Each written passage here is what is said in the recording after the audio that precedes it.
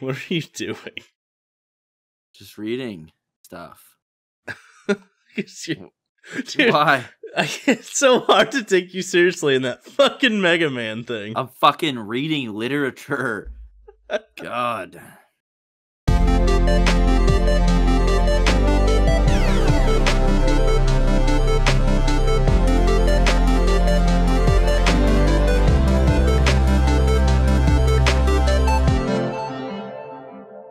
What's up, everybody? Welcome back to The Gaming Effect. We're here with episode 11.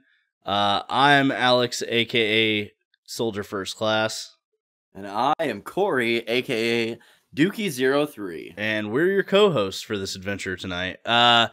We are coming off the Final Fantasy VIII series that we just did. It was 3 episodes.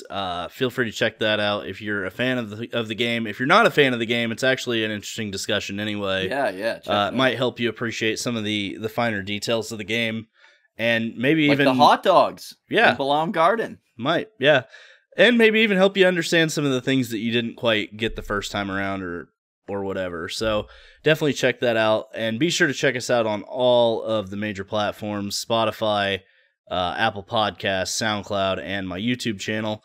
You can catch all of that stuff there. And don't forget to rate and share. Share it with your friends. Share it with your coworkers, your family, people you don't even like. Scream at random strangers across the street. Be like, hey, listen to this. Yeah. That's all you got to do. So, yeah, but we appreciate it. You guys have been supporting us a lot, and it's definitely appreciated. So thank you very much. We've gotten a lot of plays lately, so definitely been awesome. So we're going to get right into it. What games have we been playing or that we're excited for? You go ahead and go, because mine is one that just came out last week. Oh, yeah. So first, I would like to wish everyone a happy few days after Halloween. Yeah. I'm dressed up, as you can tell, as our good pal Mega Man. Yeah, so I've been playing, I don't know, I've been all over the damn place, honestly. I tried playing Koudelka. I think we talked about this last podcast. I didn't really like it all that much. It had too much survival horrorness for my liking. The JRPG parts were good, but the other stuff not so much. And then I played, I tried playing Maneater, which was like that shark game that looks really good, but actually fucking sucks. So I've tried that and it sucked ass. And me and my buddy Mike have actually been playing, there's a game called Ace of Seafood. All right. You guys need to check this out. It is the funnest game ever. It's like, it's like, I don't even know how to describe it. It's like if you've ever played, what are those games where Earth Defense Force? Have you ever played Earth Defense Force? No, I haven't. Okay, so it's kind of like Earth Defense Force, which is like a third-person shooter arcadey style where you're flying all around and shooting like aliens and giant insects and giant beasts and stuff. Oh, okay. It's like that, but you're little fish in the water. So you start the game as you can start as either like a minnow, a salmon, a shrimp, or I think a hermit crab or something like that. And then as you kill all these other, you have to basically conquer the ocean by going to all the different reefs and stuff. And as you kill other sea creatures, you get resources which allow you to be able to breed those creatures that you've killed, as well as add party members. So you can have like a party of up to 6 little sea creature guys.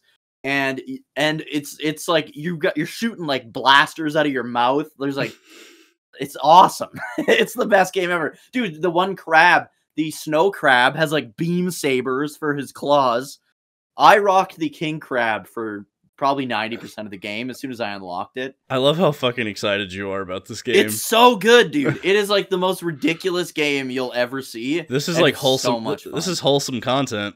It's so good, dude. You're lighting up like a kid on Christmas. Me and my buddy Mike, we played the shit out of it.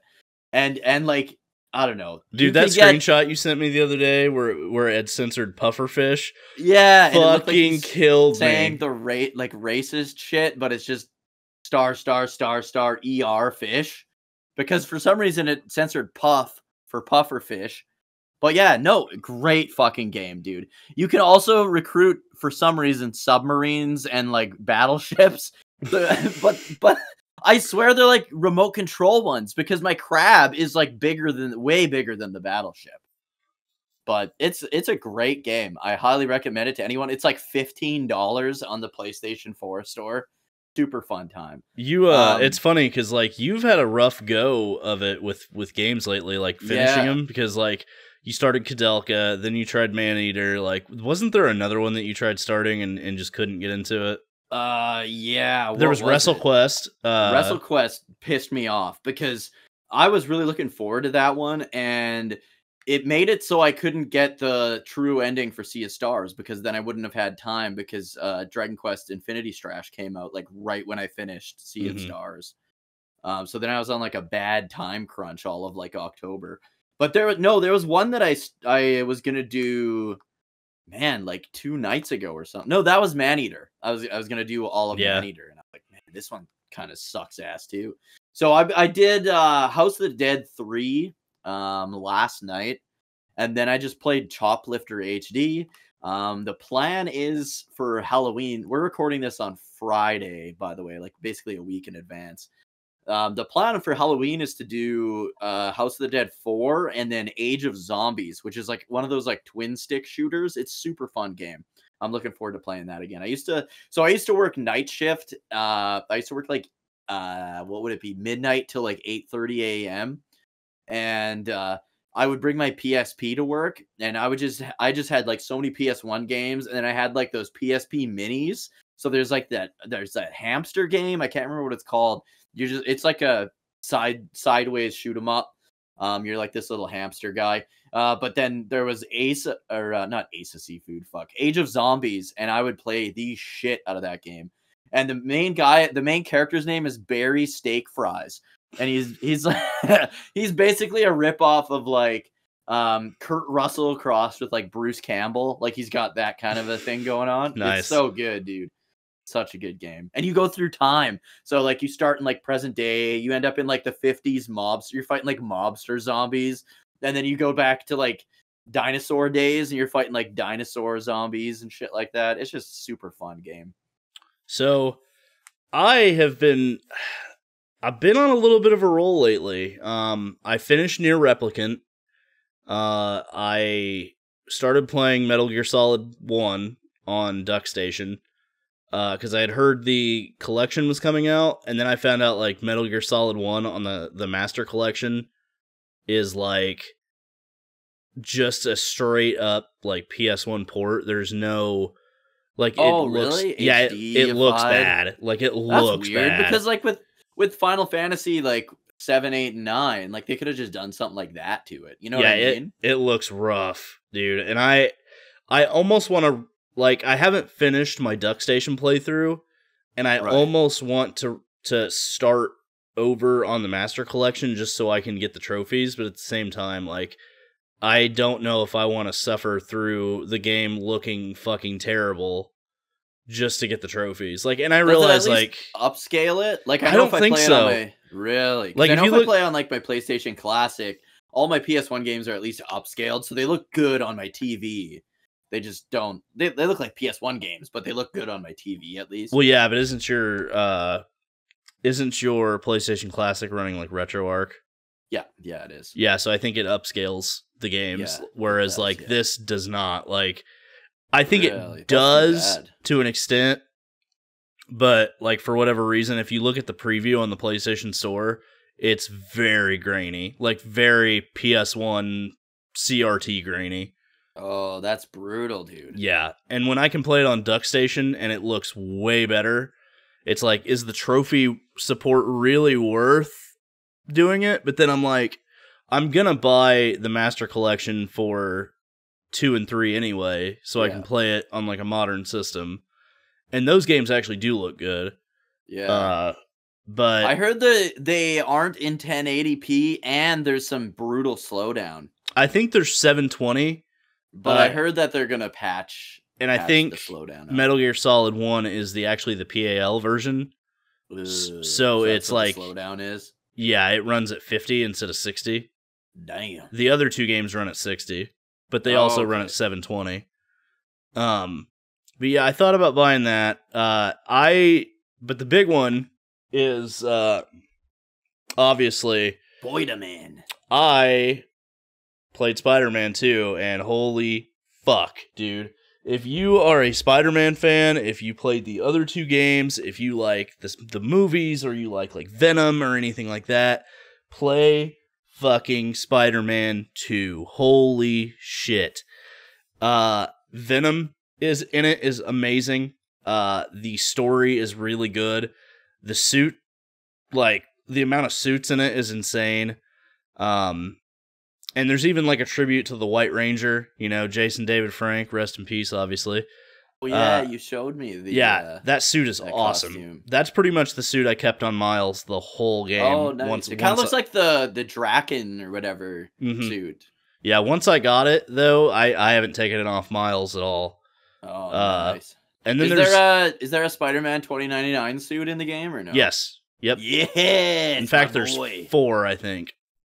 I still haven't seen the new Into the Spider-Verse. What's it called? The new one. I'm not sure. It's not even. Is it Across the Spider-Verse? Maybe. I haven't seen it, but apparently 2099, like Miguel O'Hara's in it. Dude, I believe so. I loved Spider-Man 2099. I'm a huge Spider-Man guy, comics-wise and stuff. I haven't seen, the only movies I've seen were, the Tobey Maguire ones. The Sam Raimi Spider-Man movies? Yeah, but the comics, I was, a big comic guy for years, and Spider-Man 2099 is hands down, I have every issue. I have, 3 copies of the first issue, all signed by different people.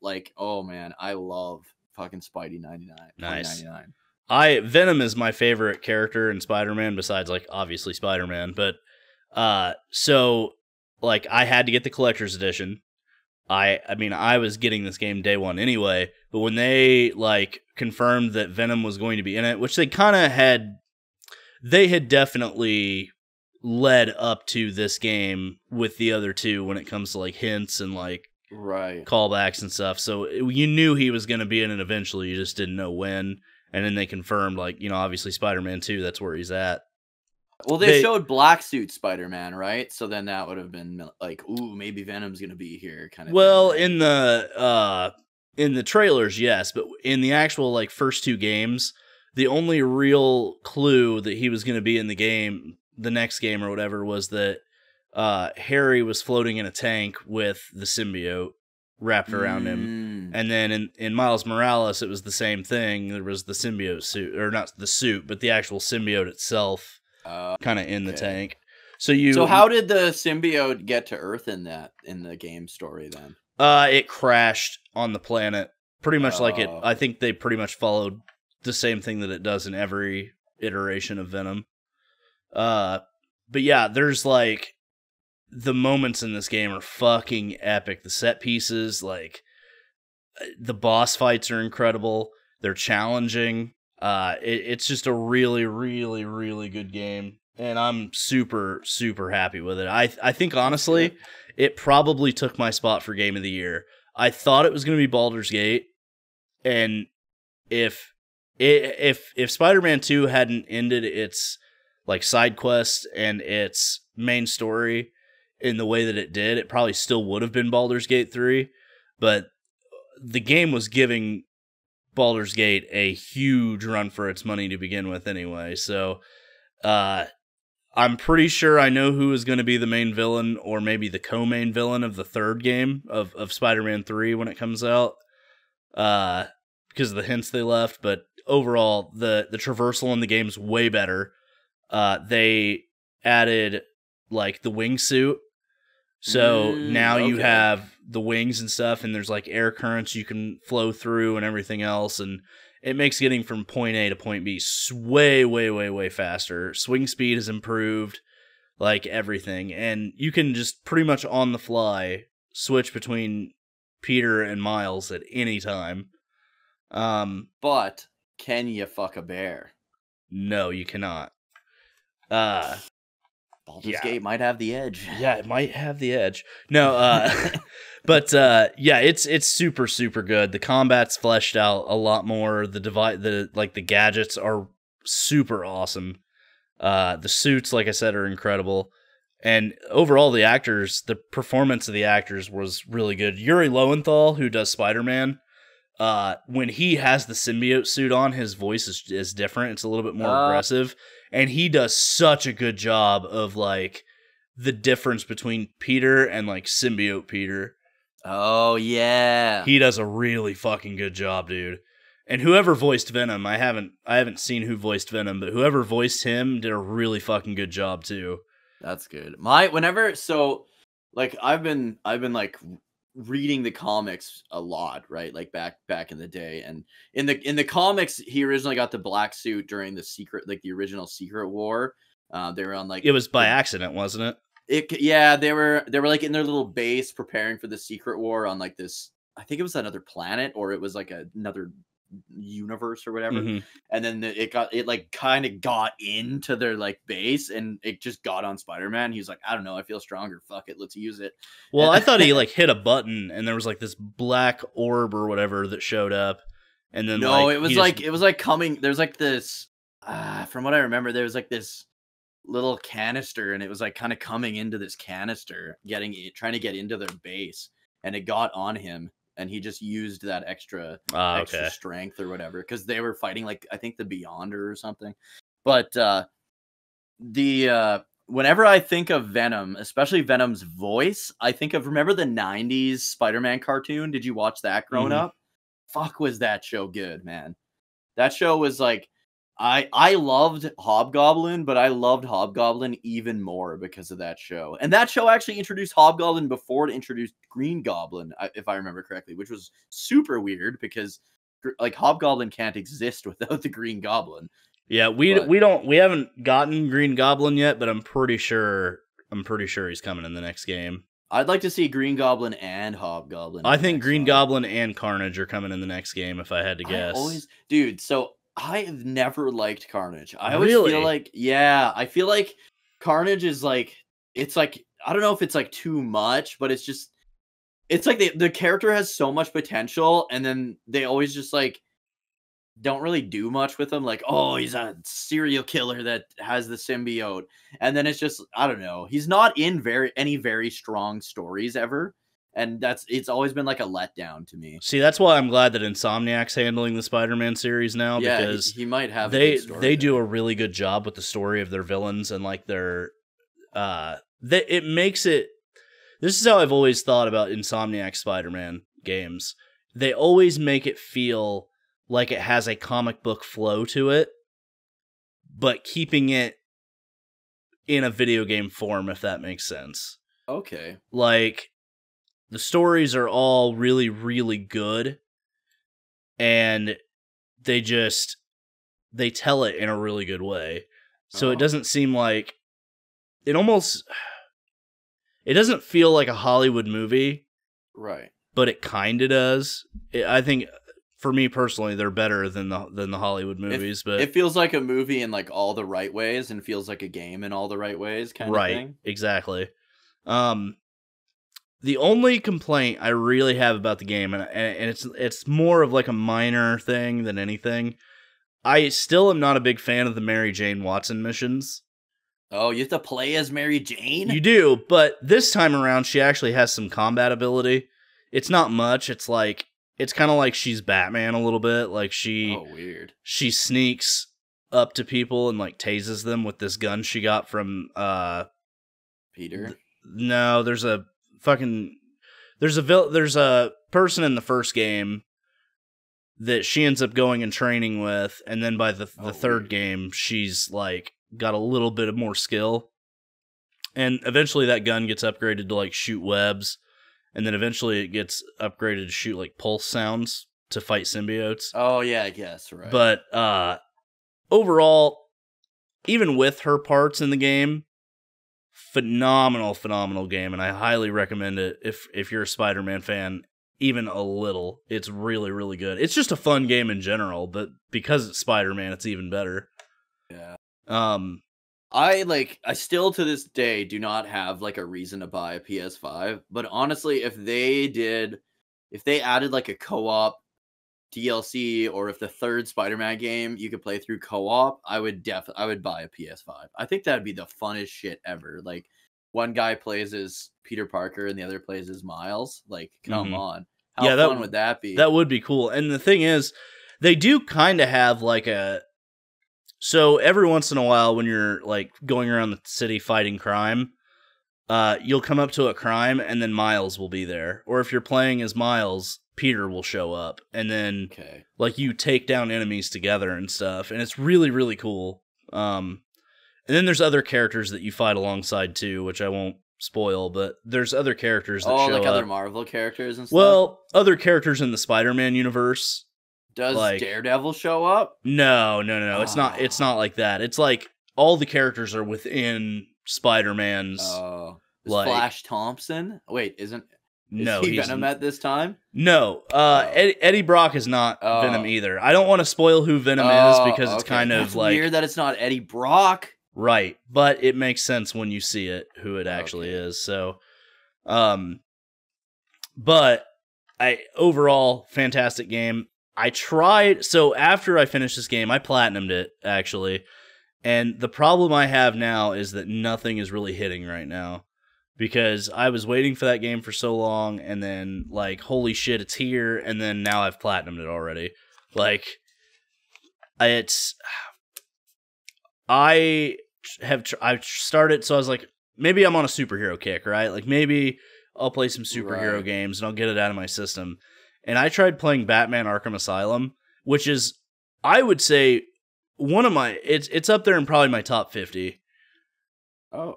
But Arkham Asylum, after playing Spider-Man, feels like I'm playing a clunky piece of shit.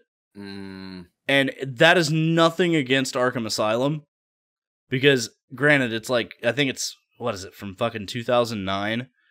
But I tried playing it, and like the combo system is so much slower than it is in Spider-Man. And obviously, like, Spider-Man's a 2023 game, so he's got spider powers, he's got spider speed, and spider strength.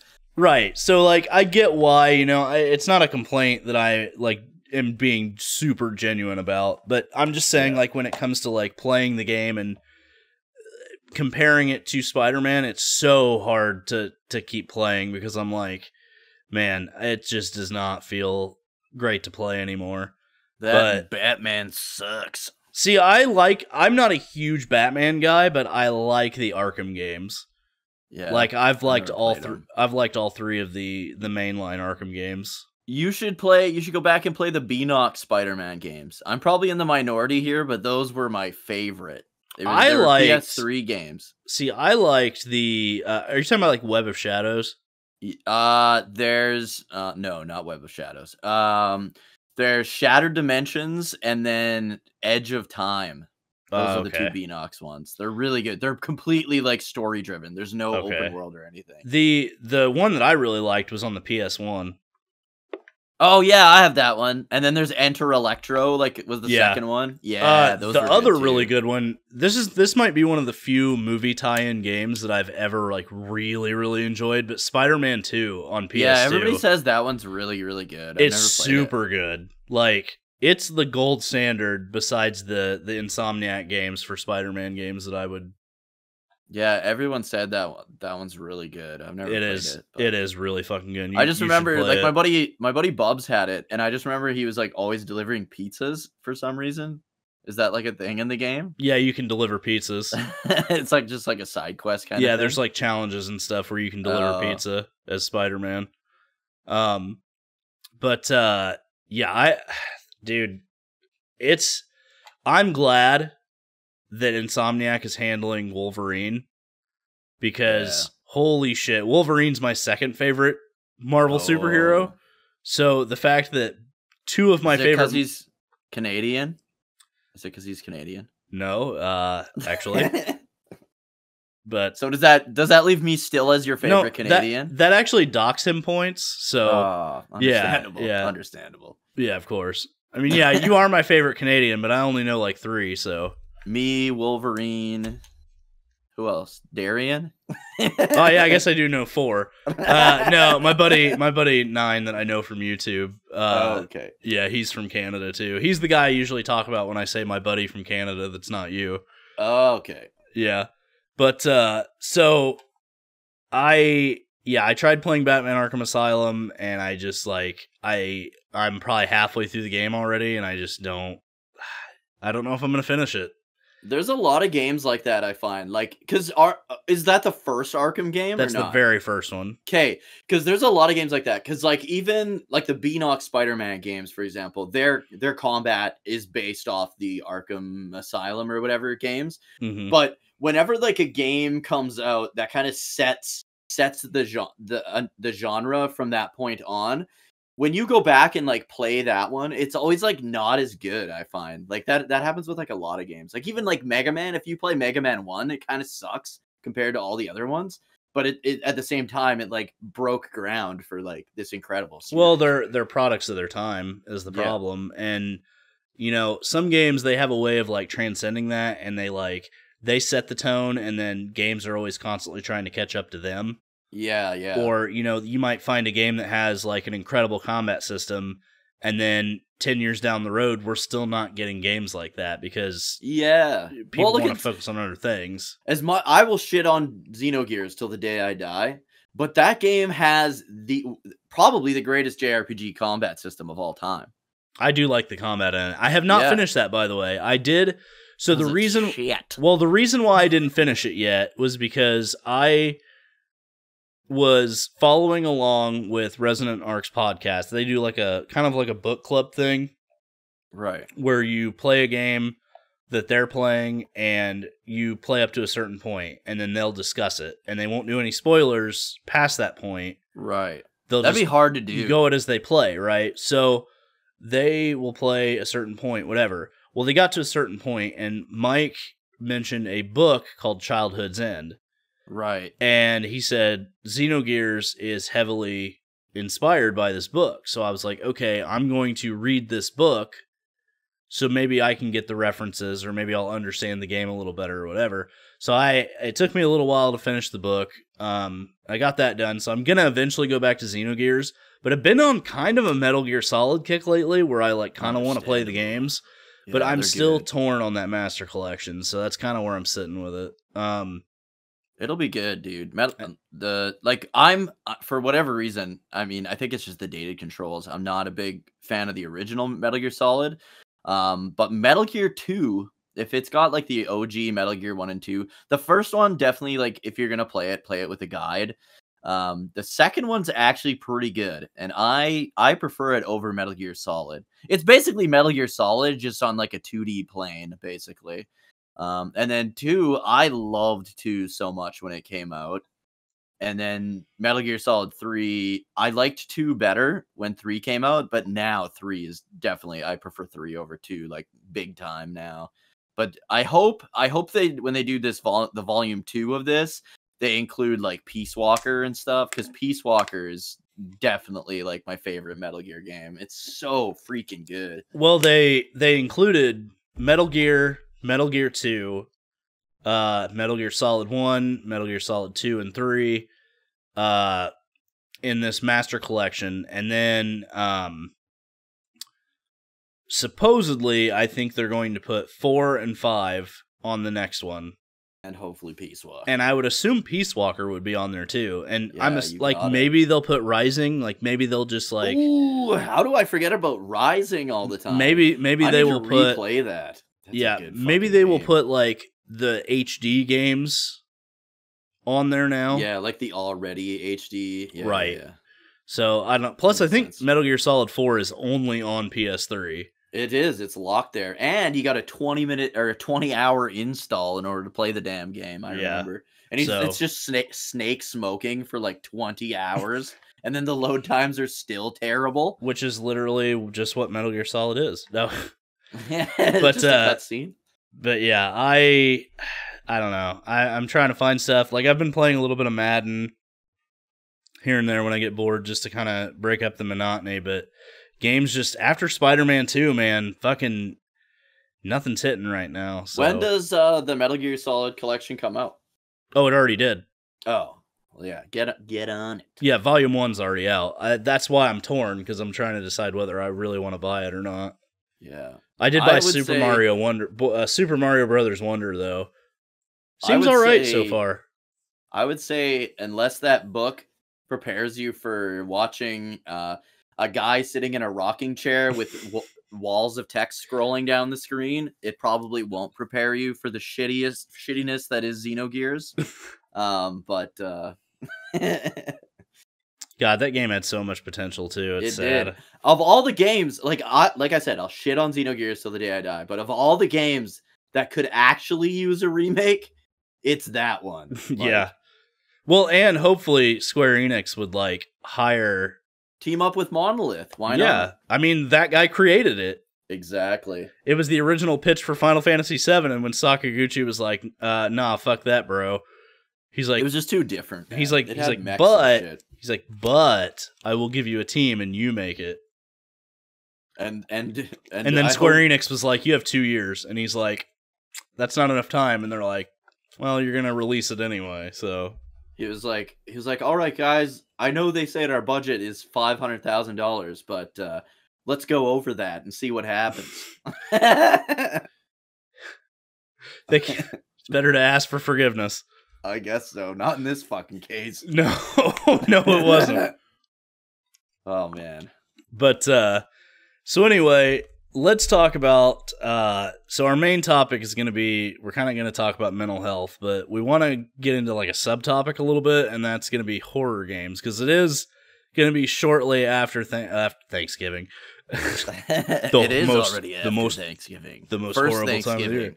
Yeah, the Canadian Thanksgiving. The only good one. Literally, you guys are like, you guys don't even have Thanksgiving. You guys have wait until tomorrow so we can beat the shit out of each other for cheap TVs. Dude, the crazy part is that Black Friday now starts on like 6 o'clock at night on Thursday. That's dog shit. Yeah. You guys literally deleted Thanksgiving. You guys don't have Thanksgiving. You might as well celebrate Thanksgiving in October. Like we created it, you bastard, so we can take it away. Actually, a Canadian Thanksgiving was first, I believe. Didn't we look that up? I don't. Why would we look that up, dude? I thought we looked that up. Why would we ever look that up, bro? I'm pretty sure ours was first. Jesus Christ. Anyway, so tangent. So we wanted to talk about some horror games for, god damn it, we're so stupid, for Halloween. And this is a topic that I'm not like predating the United States Thanksgiving holiday in Plymouth Plantation by 43 years. You should have just said that in your Macho Man Randy Savage voice. Oh yeah. Oh yeah, Halloween. Anyway, anyway, god damn it, we're off. So, no, we're on, baby. Yeah, we're on. This is us. So, horror games, Halloween. Let's do this. All right. My favorite horror game is Grand Theft Auto. Leisure Suit Larry. Dude, I had one of those. I had one on. Was it the PS2 or PS3? Magna Cum Laude. It was called. Do you remember the Guy game? Yeah, and how it got pulled.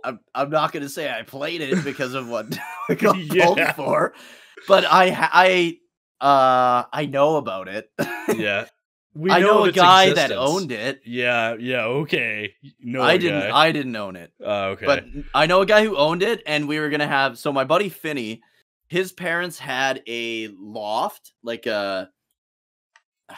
Do you know what a hayloft is? Yes, I know what a hayloft is. I'm going full redneck, living in the middle I'm from the Midwest from the Midwest United States. Of course I know what a hayloft is. Okay, so my buddy Finney's parents' house is like fucking gigantic. It's like a hotel when you walk in there. But they had a barn off to the side, and they basically joined the barn with the house. And so the downstairs of the barn section is their garage, and the hayloft is where what?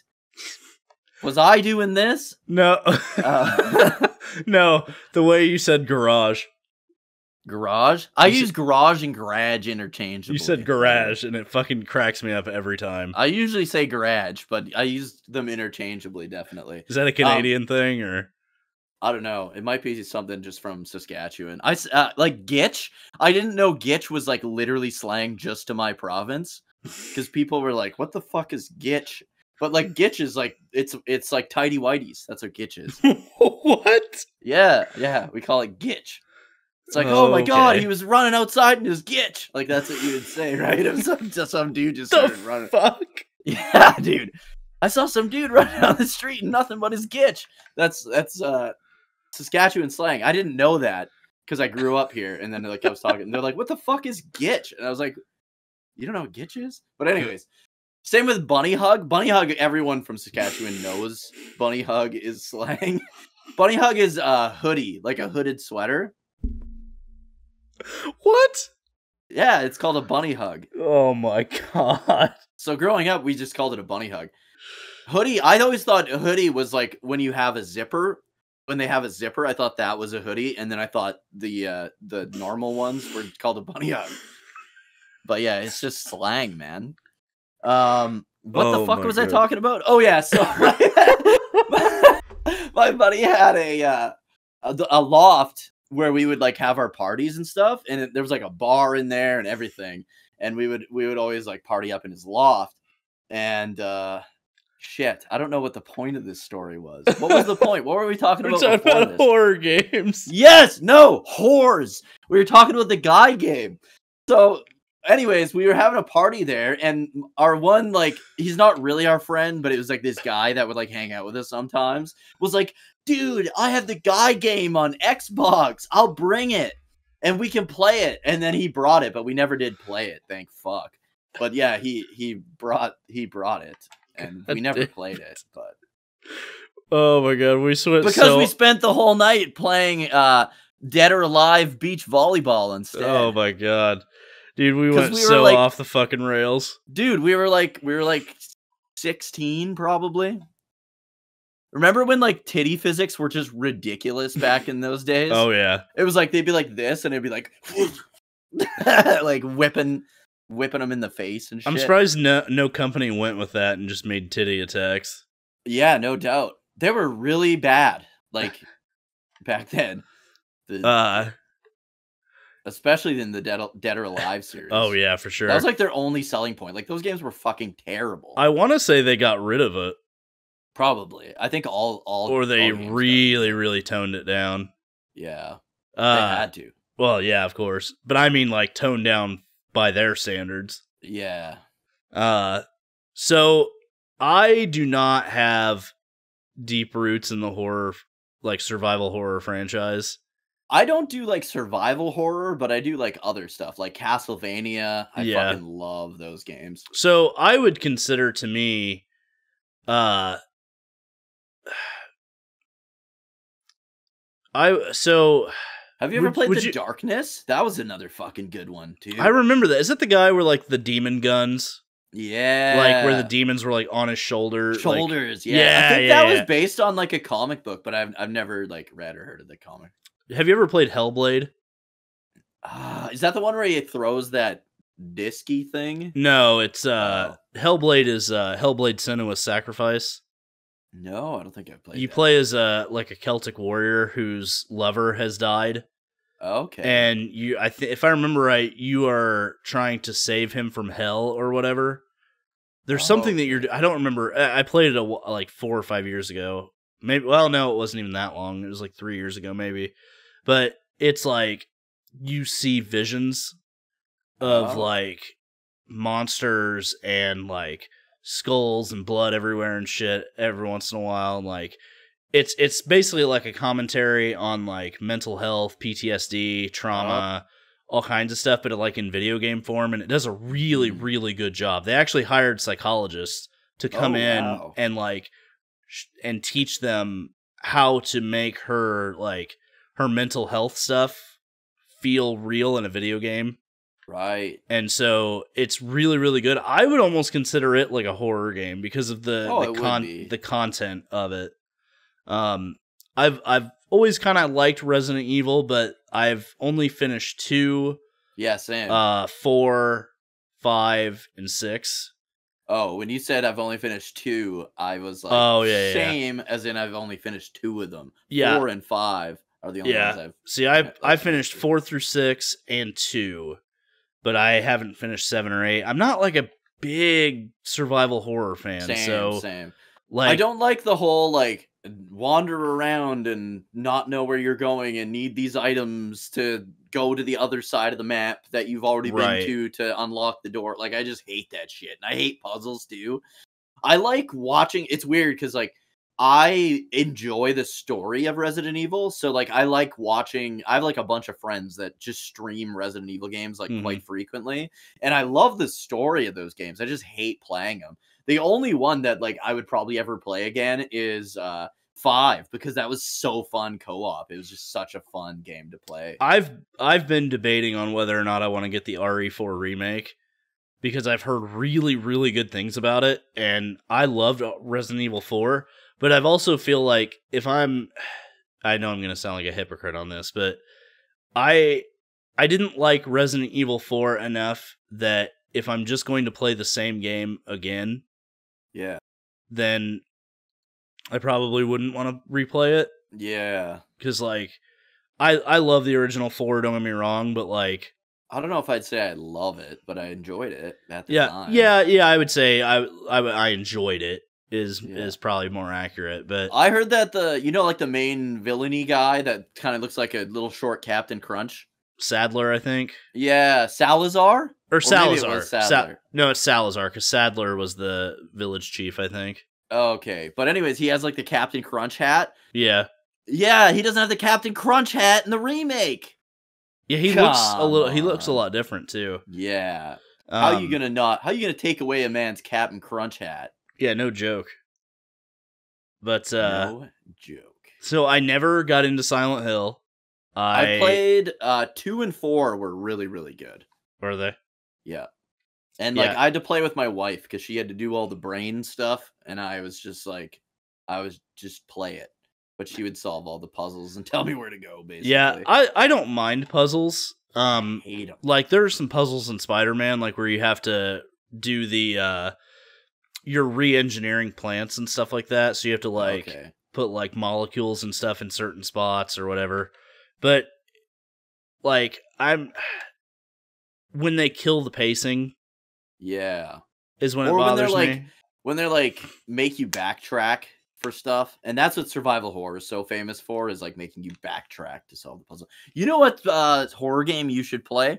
In fact, with us being this close to Halloween, you should, before or on Halloween, check out the game Shadows of the Damned if you haven't played it. It's made by Suda51, and it is fucking great. It kind of plays like... It's actually, they took the guys that made Resident Evil 4. They took the guy that does all the music for the Silent Hill series. He did, like, most of the music for it.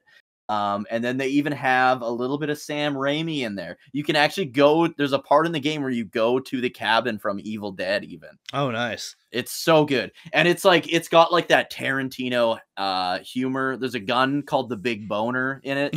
Like, it's... Dude, I remember this game. Yeah, it's so good. Did you ever play the Friday the 13th game? I did, yeah. It was pretty fun. Yeah, I liked it. I had it. It was pretty fun. I'm not a big fan of, like, those, like, Dead by Daylight style games, but for a little while, for like 1 or 2 nights, they're pretty fun. Yeah, not gonna lie. Yeah, it's probably a 1 or 2 night kind of game, and then it's done for me because I've never been into Dead by Daylight either. So yeah, yeah. Other than that, like, I never really played The Evil Within. No, I never played that one either. Survival horror games just really don't do it for me. And then, like, there was that stretch for a long time where, like, every game was adding zombies to it. Yeah, in the early 2010s, everything had zombies. And it's like, yeah, I don't know, I just kind of outplayed that stuff. Yeah, I remember, like, the first Left 4 Dead was, like, a big deal when it came out because it was pretty fun. Back 4 Blood was fun. That's what I heard. Dead Rising sucks ass. Like those games, oh my god. They're literally escort missions. Yes, and they could be so much fun. Like It's they like to watch somebody play them. It's like, oh man, this game looks fun, and then you play it yourself, and you're like, this is the shittiest game ever because you can't like think of the potential fun you could be having, right? But you can't have any fun because you got to protect these dickheads and get them back to your base all the time. Right. It sucked, man. Yeah, I wanted to enjoy those games, and I just couldn't get into them. Dead Island was fun. Oh, I heard, and then I saw Jesse play Dead Island 2, and it looked really good, actually. Dying Light's, the first one was really fun, too. Never heard of well, I've heard of them, but I have no idea what those Dead Space also is good.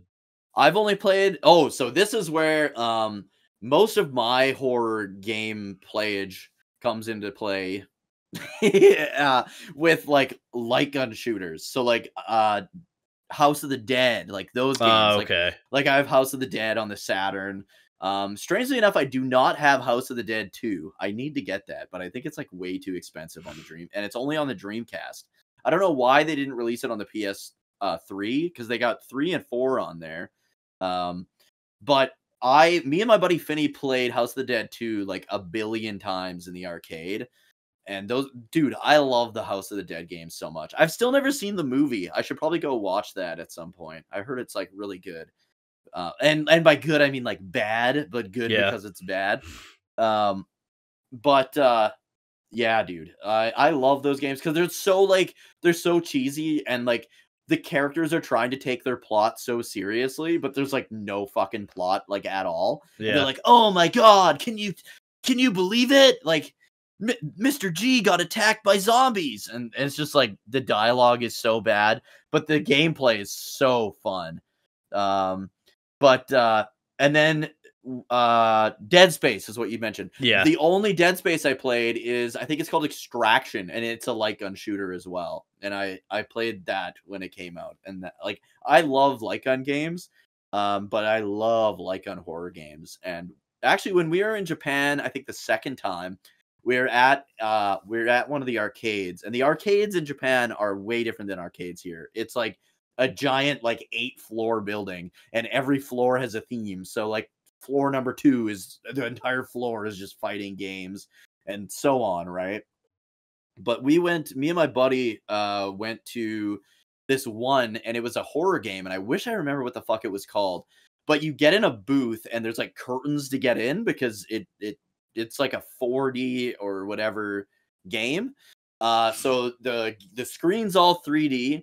You've got speakers behind you. You got speakers all around you and stuff. And then you've got like air and stuff blowing behind you too. So you can like you'll feel like a zombie like breathing down your neck. And then you turn, the game will like turn around and you'll have like a bunch of zombies there. And it also on the guns are like, instead of just being like a one-handed light gun thing, they're almost like a two-handed like turret kind of gun. Oh, okay. And they have heart monitor-y things on them. I don't know, like pulse trackers. I don't know what you want to call it. And the more scared you are, the more fucking zombies they send your way. Oh, like, shit. Yeah, dude. It was so much fun. I wish I remembered what it was called, but it was so good, man. That is me cool and him, as fuck. we just screamed we were screaming the whole time. Like the beginning was fine, and then it was like you feel it as soon as you feel it like breathing down your neck, you're just like, oh my god, and we were just scared, like screaming the whole time and shooting. It was fun. Dude, what's funny is though, like sometimes horror games, like they're supposed to scare you, they're supposed to like whatever. And then there's times where like when you were playing Outlast, I was losing my shit, dude, when the fucking guy fell down the elevator shaft, and you're like, well, oh yeah, I guess we're not taking the elevator. Don't take the elevator. Like, so sometimes they're funny to watch, and they're like, or like if they're kind of campy, you know. Yeah. But that's my favorite kind of like horror. Like we've been rewatching the Nightmare on Elm Street movies, my wife and I, and like they're probably like Halloween, like the first Halloween movie and maybe like H2O and the first of the new trilogy were really, really good. But I think like as bad as the Nightmare on Elm Street movies are, I think I like them so much because Freddy Krueger is always like, he's just a shithead. You know what I mean? Like he's a piece of shit. He's a troll. Yeah, he's a troll, man. He's like fucking the one girl in the third movie. She's like, I want to be an actor, blah blah blah. So she's like staying up late and watching movies because she's like trying to like study them and stuff. And then obviously she falls asleep watching the movie, and Freddy has like these robot arms come out of the TV and just grab her, and he's like, "Welcome to Showtime, bitch," or something like that, and just like smashes her head through the TV. Like he always has like these one-liners and like just like the props and like the sets they can do because it's all in a dream. I just think it's so cool, and he's such a funny guy, even though he's like obviously a psychopath. Like, well, and it's funny to me too because like. I remember when I watched those movies for the first time, I thought they were scary. Yeah, same. And the first one definitely is. But... And now I watch them as an adult. Like, I watched the Halloween movies recently. Yeah. And I'm like, why did I ever get scared of these? Like, they're really campy and stupid. Like, the Halloween, like the Halloween, not so much. Definitely Nightmare on Elm Street, though. And then the first Jason movie was kind of fucking stupid because it wasn't even him. Like, yeah, I've never really sat down and watched the Friday the 13th ones. They're not bad, but they're also like they're very campy too. Yeah, but not very. Like the only saw two of them. I saw Jason Goes to Hell, which sucked. It was was awful. And then Jason X was pretty fun, at least. Yeah, Jason X was really fun. I really like Freddy versus Jason. Yeah, so we got to get to those because we just finished the third one. We're going on to the fourth, and I want to watch all of them, and then the Freddy versus Jason. I thought they were gonna do a second Freddy versus Jason, but I don't think they ever did. I thought they were gonna. So when I first watched that movie, everybody was like at my school was like, they're gonna do like a whole series. Like it's gonna be like Michael Myers versus Jason, or it's gonna be like. Freddy versus Michael Myers, or, whoever was out at the time. I don't even remember who all the, like, horror icons were at the time, but, like, those were the big three, like, Freddy, Jason, and Michael were, like, the big three. But, everybody thought they were going to do, like, a whole series, and then they just never did anything. They never made another one. Apparently, the first Freddy versus Jason, the ending... They were both supposed to die and then like wake up in like hell or that other dimension, and Pinhead was supposed to greet them, and that's how it was supposed to end. Pinhead from Hellraiser. Yeah. Oh, that's another one, Hellraiser. But they couldn't get the rights to Pinhead, so they changed the ending. The ending was good though. Yeah, the ending was really good. Yeah, he like walks out of the fucking lake with him. Yeah, and then he winks at the end. Yeah, Freddy. It's like, oh baby, that's my boy. So I don't know. I feel like a lot of. Do you ever get the impression too that like the reason why survival horror games back in the day were the way like as scary as they were is because the controls were so shit? Oh, absolutely. That like. When you turn, and I know a lot of it has to do with like camera work too. And Resident Evil did a really good job of like when the camera switches. And there's like an enemy in front of you, and you're like, "Oh shit!" Fuck, like like the lickers, or they did a good job with camera work because they were limited in what they could do. Yeah, but like I think a lot of the elements of survival horror is because of like how tanky the controls are. Oh yeah, how the controls are. It makes like it's almost like it's artificial. You're like, it's coming, and the guy's like. And so am I. Boom! Like it's like the zombie's like clearly coming towards you, and it takes you 20 minutes to turn and face him. Yeah. And 20 minutes to aim up or aim down. And then half an hour to get through a door. Yeah, exactly. But, yeah, and like, obviously the impact of, I can only find ammo like once every 45 minutes or whatever, So like... They manufacture horror in ways that is kind of a product of its time, because even Resident Evil, like I would say Silent Hill was the same too. It had 7 and 8 did a good job of going back to like scaring you, whereas I think 4, 5, and 6 were more about like it became 5 was definitely actiony as fuck. Yeah, it became more arcadey as the series went on, and I don't know if that's because they wanted to like if that's what they always wanted to do, or if they originally wanted to be survival horror and then decided like the trend is now trending towards action games and we want like these guys are CIA operatives now, or they're, you know, they're a special forces team or whatever. They shouldn't be like, you know, like this. They should be like running and gunning and fighting and stuff like that. So I kind of wonder if that's why they went the direction they did, or if it was just like, you know, modern times call for modern technology and stuff like that. Yeah. I can't believe I never mentioned the original survival horror game. A game I fucking loved and played, I think, for the first time last year in October. Oregon Trail? No, what? Survival horror, man. Dysentery. Guess it could be. Yeah. It could be. But no, Sweet Home on the NES or Famicom. That game was fucking great.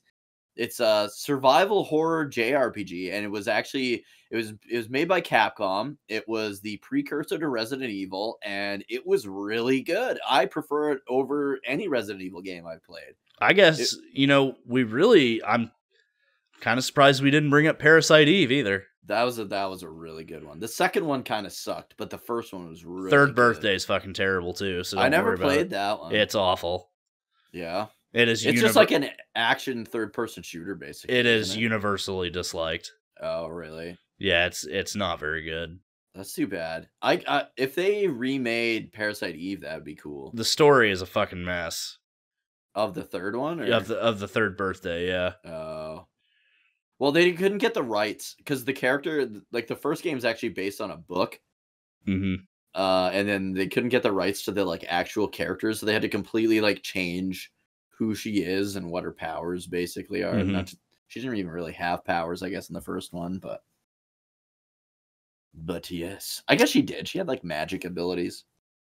You know, yeah, I've enjoyed survival horror games, but just in general, like just not my thing. Now, if you want to talk about like other things that might be Halloween related, like Doom, you know, stuff like that, I'm into. Like I fucking loved Doom Eternal, and Doom I need to play that one. It's so good. I played Doom 2016, and it's I was like, like there were parts of it I loved, and then parts of it that I hated. Like it was really bad. Like figuring out where the fuck to go was kind of an issue in that in I think it was 2016 or whatever, that one. But when you were actually like fighting demons and shit, it was super fun. Yeah, you don't really have that problem in Eternal. Yeah, I heard it was really good. I like the original Doom and the first half of Doom 2, but the second half of Doom 2 kind of sucks. Yeah, I had Doom 3 on Xbox, and I don't know, I didn't like that one. No. Yeah, I didn't really like it either. Super weird. Not like the other games at all. It really was more, I would say it was more of a horror game. Yeah, they really were pushing the horror more so than like they were really pushing the jump scare kind of thing with 3. And it wasn't even like psychological horror, it was all jump scares. Yeah. Like you'd turn and there'd be like a big guy like right up in your face and shit. Silent Hill is definitely king when it comes to like psychological horror. Like those games fuck you up, man. Oh yeah, for sure. But hey guys, before we get into the next segment of this podcast, Corey and I thought it would be a good idea to put a trigger warning, because some of the subject matter that we're about to talk about can get kind of dark, and I don't want anybody to walk into this blindsided and then be triggered by anything that we say. A lot of it is personal to us, and what we've gone through or what we're currently going through, and so it was something that we wanted to talk about because we wanted people to resonate with us and know that they're not alone, basically. So in this next segment, there is some dark and heavy topics. We do want to warn you about that. But other than that, I hope you enjoy the rest of the episode. You know, we talked about Hellblade earlier, so that kind of helps me transition into our main topic here. But Speaking of being fucked up, let's talk about my ADHD. Yeah, let's just talk about mental health in general, because there's a lot. It's a lot more prevalent now than it has ever been, and obviously, like as society has evolved, we've become more open about talking about literally everything, and maybe sometimes sharing more than we actually should. But I I have not really talked about my issues a lot. Right. So I think this is this will be a good forum for us to just spill it a little bit. Since this is the topic that you actually messaged me and was very passionate about, I'll let you take lead on this one. Yeah, so I have what they call, I think they call it adult ADHD. It's basically when you like find out you have ADHD as an adult, and not when you probably should have found out that you have ADHD. I'm not trying to laugh, but goddamn it, the way you said it, which is like when you're a kid and like all of a sudden you start doing really shitty in school because like that's what it is. And I didn't know any of this. Like I just thought like I was like this fucking useless shitty kid, right? because no, like in elementary school. I know. I don't know why I'm laughing. Is it the Mega Man costume? I think it might be. I think it's a combination of the Mega Man costume and the way you're saying it. Hey, you're man. You're like, I just thought I was just a shitty, useless kid, but turns out. Here's the thing, man. If you have like mental health issues and stuff, and like I don't know, you have to laugh at yourself. Like there's definitely like quirks to each different like disorder, right? Well, we're in our 30s doing a podcast together. I would say there's something wrong with us at least. Yeah, exactly. But no, like and I didn't know any of this shit. Like I didn't know, and that's the thing. People are like, you'll see people in like social media or anywhere who will be like, oh, now all of a sudden everybody's got autism. Oh, now all of a sudden everybody's got ADHD. Like, why is there got to be a name for everything? But you honestly, like I said, I thought I was just like some shitty failure of a kid because I had, I did really well in school, in like elementary school. I had like hundreds. Like my marks were like, I'd have like 100 in this, 100 in English, 100 in math. Like, and I fucking hate math today, but same. I had like really good grades. And then all of a sudden out of nowhere, my grades dropped to like, if I had like a 75, that was like fucking peak performance for me. You know what I mean? And like my parents were like, what are you doing? Like you did so good. Like, why do you suck now? Like, and you just feel like a shitty kid, but you don't know. Like if your parents don't, and back then, like it was just called ADD back then, but it was so stigmatized that like, I remember my parents even like judging. There was like one kid in my class that was actually like diagnosed with ADHD or ADD. And I remember my parents being like, oh, the parents are just too lazy, so they drug the shit out of their kid.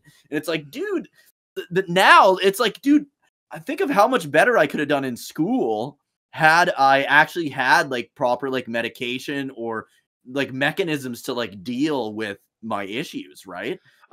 Yeah, and I don't want to agree with those people because like I know that a lot of people have problems that don't get talked about because of the stigma behind it. But I do think sometimes that parents don't always know what to do. Shit. Yeah. Or they don't give a shit and they're like, well, I've heard drugs work.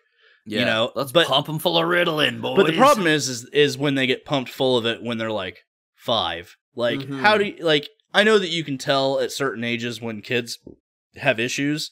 Yeah. But like, it's so hard to gauge when there's got to be a bit of a buffer there because kids when I was like 5 or 4, like that's like kindergarten age, man. I'm like burning around the house like 90 miles an hour, like, you know what I mean? Like I am not focusing on anything. I don't know if any kid is at that age, right?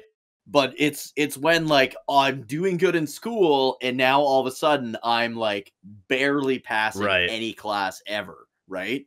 And this is like, people will look at, they'll hear ADHD and think, wow, that kid is lazy. And that's not it at all.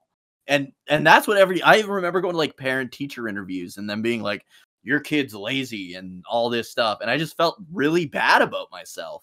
And you feel like you're letting everyone down. You feel like a failure, right? Well, and I think the other thing too is like, back in the day, parents didn't want something to be wrong with us. That's true. So a lot of this stuff went unchecked.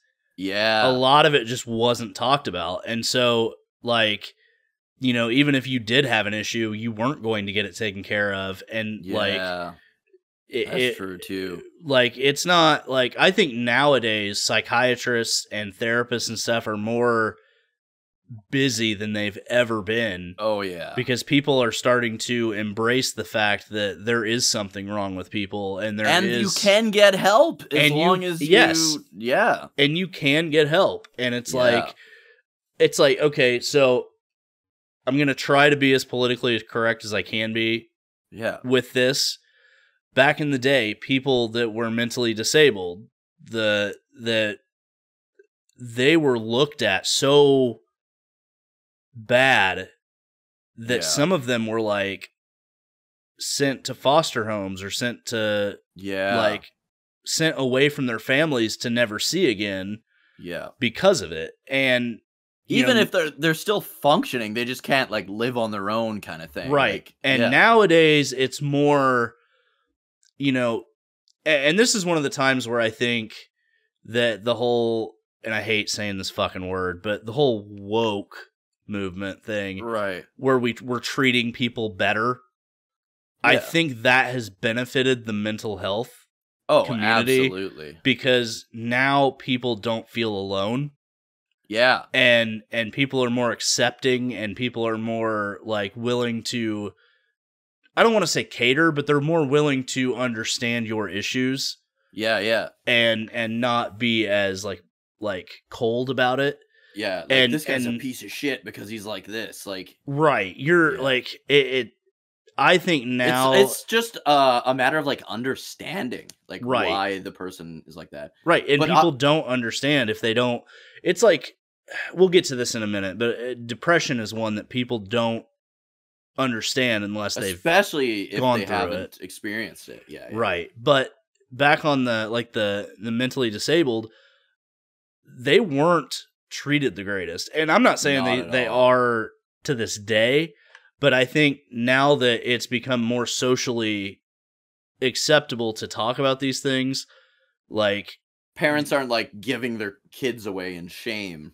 Right. You know what I mean? Parents aren't afraid to talk about their kids. Now it's like the other way. Like if you find out this parent like scooted their kid to some like I don't know, we call them like developmental centers here, like a home in Canada. Yeah. We have them here too. They're like, you're like, wow, that's kind of a shitty parent. But I mean, the other side is like, yeah, obviously, like, some people can't handle that stuff, so their kids may be better off being sent there. But in some cases, the kid should have grown up with its parents. Like, in probably the vast majority of cases. I would say more people back in the day, they were all like just sent away. Now it's more like, you know, and I get it too, because like when you have a kid, you expect that from like 18 to 21ish, they're going to move out of the house. They're going to, you know, whatever. And you're going to be able to become a femboy, get an OnlyFans. Yeah, right. And, you know, do podcasts in their 30s. And, and, you know, they're going to live their own lives or whatever. And then when you have a child like that, and it ends up that now that 18 years is now for life, you have options, but a lot of people don't know how to handle that. And it's unfortunate because there's resources, but it's very hard for people to take that on. And, you know, obviously you get into like the whole love aspect and stuff, and it's very hard to talk about because like you don't want to judge people for their decision because you don't know it's hard enough raising a fucking kid, let alone raising fucking a kid. Trust me, I know. With like handicaps, right? Like with like mental or physical handicaps in any way. Like it's just that much harder. But like, I think infinitely now, harder. Like I think now it's more, there are more resources available than there were because people are more open to talking about it. Yeah. You know, so I'm glad that we have evolved as a society, that those people that we all can get help. Yeah. Where we need it. And I think to a degree, we're still not where we need to be. We're still not where we need to be, but at the same time, the resources We're available, on the right track. Right, I we're think. on the right track. Now, I hate sounding like this too, because like, so you get on Twitter, Yeah. and it seems like once a new mental disorder is discovered, everybody on Twitter has that mental disorder, and they make it their fucking personality. And it's like, do you Right. really have that, or is it whatever? But then you're like, there are so many people out there that do suffer from these things. You're like, Yeah. you really just Maybe like, they- you know, your next door neighbor. You're like, man, my next door neighbor is just a fucking asshole. Maybe Yeah. he's bipolar. You know, Dude, my next door neighbor's a fucking asshole, but he's got PTSD because he's been in Afghanistan like right? twice. Like, And the government won't look after him. Like, God. Fucking, right? how can you send people to war and not take care of them when they come back? Dude, Like, they do it here Jesus. too. Yeah, it's We got a brutal. lot of homeless veterans here. Fuck. Yeah, it's awful. But what I was kind of leading into near the beginning of this topic. So I grew up like all my high school, my junior high life was just like I was fine. Like, but as far as like education, like my grades and my parents' expectations of me, like it was shit. Like I could not focus on stuff, right? So why the fuck am I going to do this math problem when I could be playing fucking Mega Man 5 or something? You know what I mean? Mega Man 5 sucks. I don't know why I said that one. But like your attention, you can't fucking pay attention to stuff, right? It's what it is I'm going to fuck this up, but you're basically your brain doesn't take in or receive the proper amount of dopamine. So you need shit that really gives you dopamine, because in order to get like the normal dose that a normal person would have, I hate to say the word normal person, we're talking about mental health here, but you know what I mean. Right. That a normal person would have, I have to do something like way more exciting than what everybody else is doing, right? So it's so hard to focus. But anyways, for years and years, like even working like jobs and stuff, I would like fail. Like I would just I would do really, really good, and then I would do really shitty once I was like bored of that job.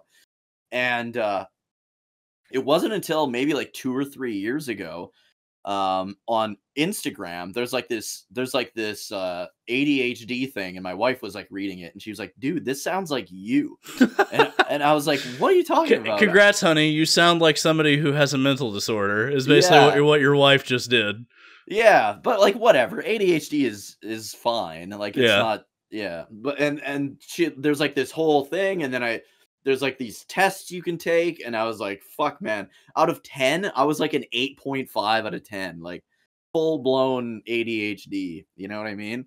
And it just like, and the more I would read about it, I was like, fuck, like you kind of forgive yourself once you learn, like, this isn't stuff that like I chose to fuck up.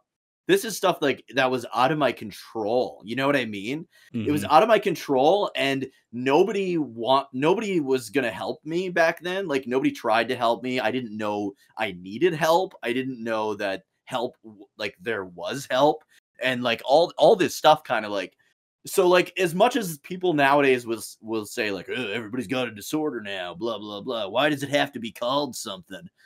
It does, because it helps you understand yourself and like your little quirks and like the things you struggle with.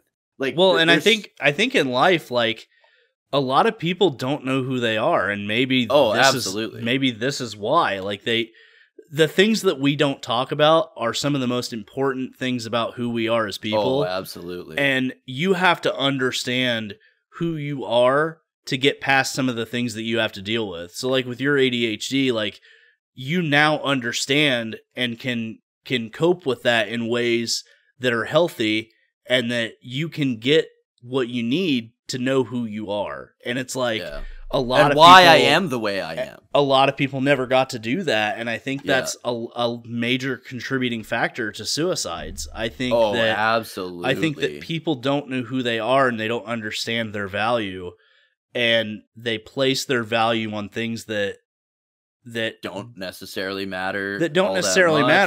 Right. And it's like, you know, if you could just find that thing that tells you who you are, and or why you're like that, why you're like that, and can find ways to subvert either it. treat it or Right. workarounds. Like ADHD, there's like a ton of workarounds. Here's the other thing, all right? As much as I'm talking about like find like if you've got a mental health disorder, get it diagnosed, blah blah blah. I am also like completely the fucking wrong guy to be talking about this because I do not take any medication or anything. I've heard, I have my buddy Mike, one of his best friends, Matt, has ADHD and he takes medication. And I've heard from numerous people that a lot of the medications, depending on when they kick in, they can make your ADHD worse. Yeah. So the way mine works is I have you get like no focus and you get hyper focus, and I get like both. And so like for example, I could be at like you've got sucked into the YouTube vortex before, right? Oh Where yeah. yeah. So it's like that times like 10,000 with everything around you in life all the time. That's shit. kind of that's kind of like what I have. Yeah. Remember when I told you probably have ADHD? I might need to go get that checked out. Yeah, see, I told you, dude. I told you because you were like, I always do this. Like, I'll like find something out about something, and then I need to know everything about it, and I'll just drop everything to do it. Yeah, that's like a primo fucking thing that ADHD makes you do. Dude, the other thing is like, I'll be playing a game, and I'm really into that game, and then I pick up my phone, and then I forget what I'm doing. Oh yeah, that happens. I'm like, that's probably because you're too high, though. No, this is when this is even when I'm not high. Oh, I'll do that too. I'll be playing a video game. I'll be playing like, okay, perfect example, Spider-Man. Super into that game. I'm like, fuck yeah, let's do this. Playing Spider-Man. Oh, wonder what's going on with my phone. It just lit up, and then I'm on my phone. ADHD, and then I'm like, oh, my wife texts me. Oh, cool. Oh, let me look at Facebook, see if anybody messaged me. Oh, let me look at Twitter. You're gone at that point. Let me look at Instagram. Yeah. Wait, what was I doing on Spider-Man? Yeah. And then I'm like, fuck.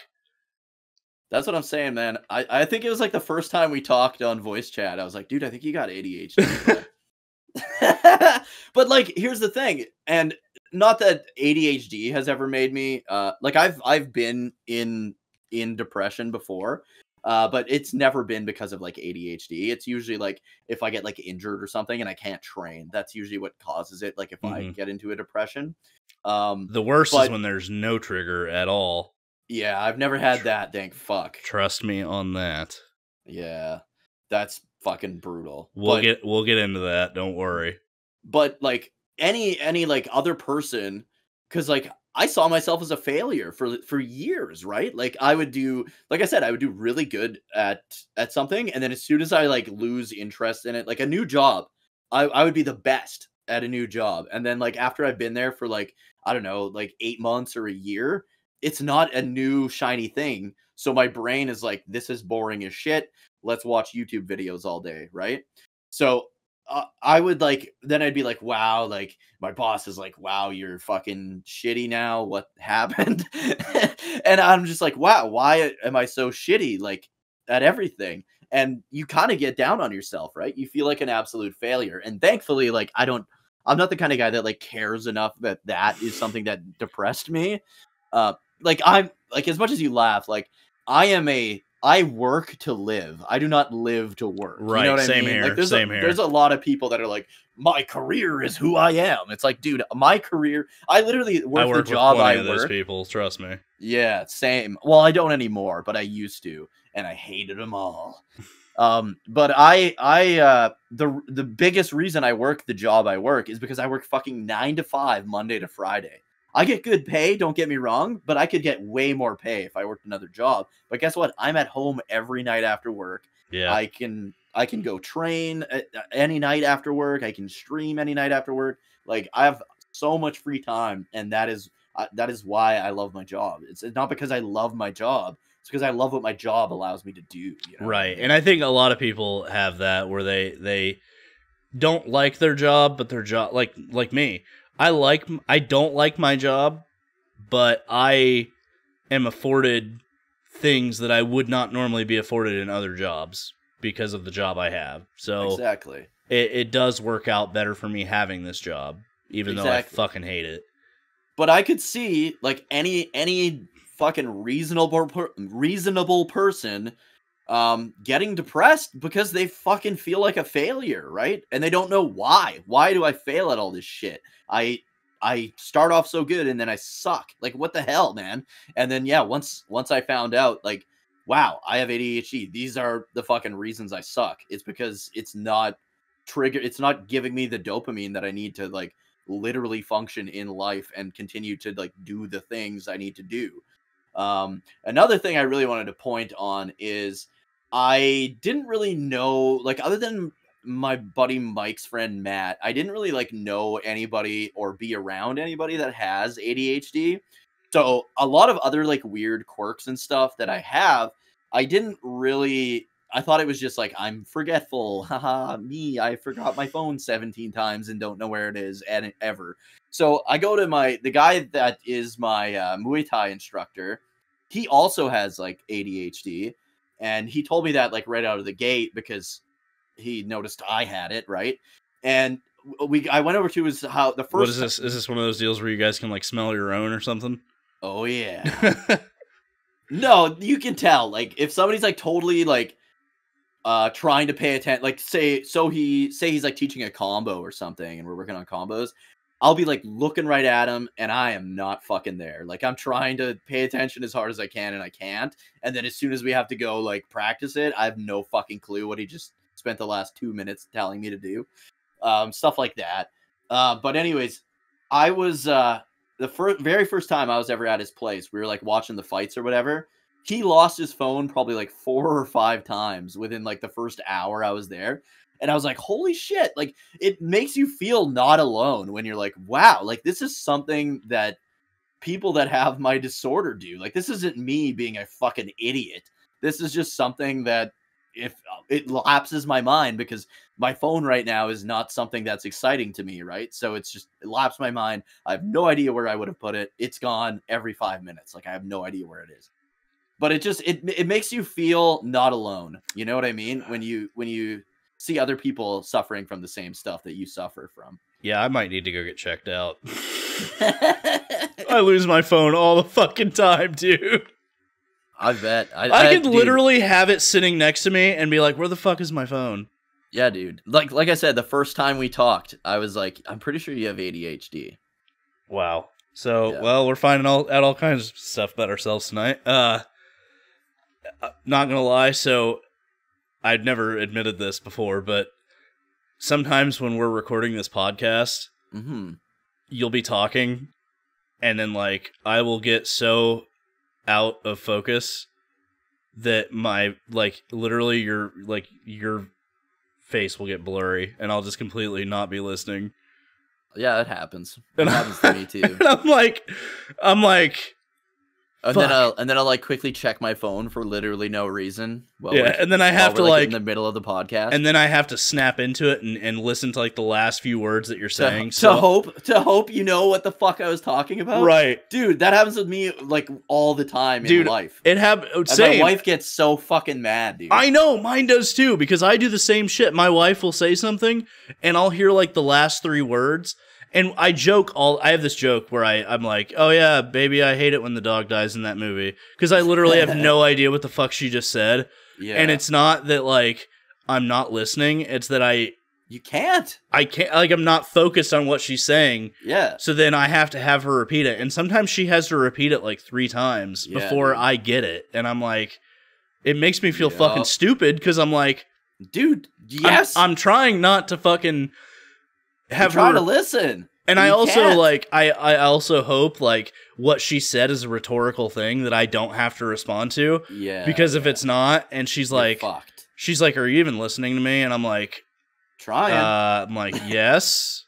She's like, what'd I say? I'm like, yeah, I don't know. You're gonna have to repeat it. So I do that all the fucking time. So the nice thing is like my wife is super like supportive of all this. Like she will go out of her way. Like there's certain, like she reads on probably more ADHD stuff than I do even. Well, it's because you can't focus on it. Yeah, exactly. But she'll be like, she'll like find ways to like get me to do stuff because like sometimes like household chores are fucking boring, right? So that's not going to be my priority. But if I can turn it into a game, this motherfucking house is going to be clean as shit. Like, you know what I mean? Like I can do stuff if I have like a means to keep me focused on it. You're like the mouse in the maze that has to reach the cheese. Yeah. If you give me the right cheese, I can do it. You know what I mean? But yeah, so she works around it like really well. And I have to give her extra credit because the one time, and this was after we had found out that I had ADHD, and she found out that I had ADHD and knew a lot more about it. She was telling me, like, because she'll get home from work and she'll just tell me like stories about what happened at work, and it's like, no offense, but they're boring as fuck, right? And and she's like, how come you never listen to me? And I straight up said, you know how ADHD works now.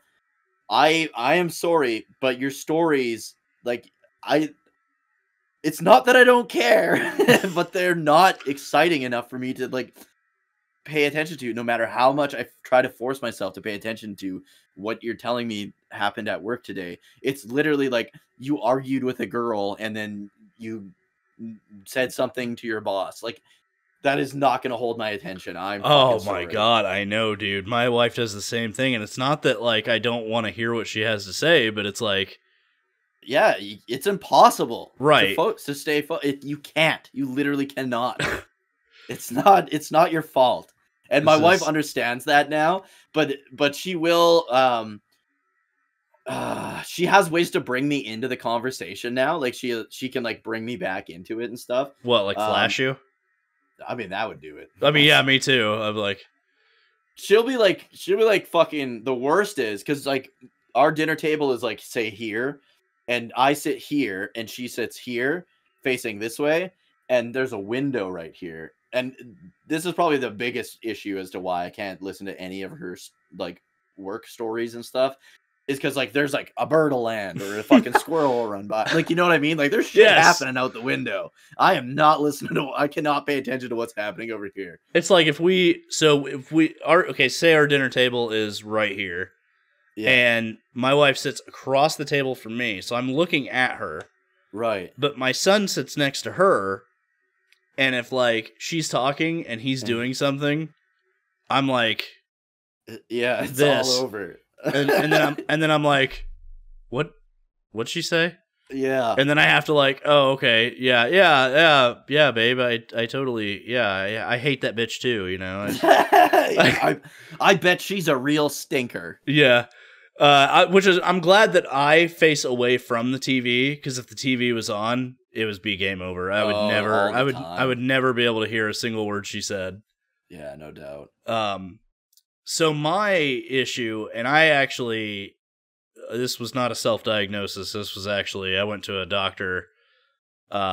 So 3 or 4 years ago, I had an incident at work, and it really, really fucked with me. A lot of people don't know, and I don't really talk about it a lot, and there's not much detail I can give, but right. Needless to say, I work in a prison-like setting.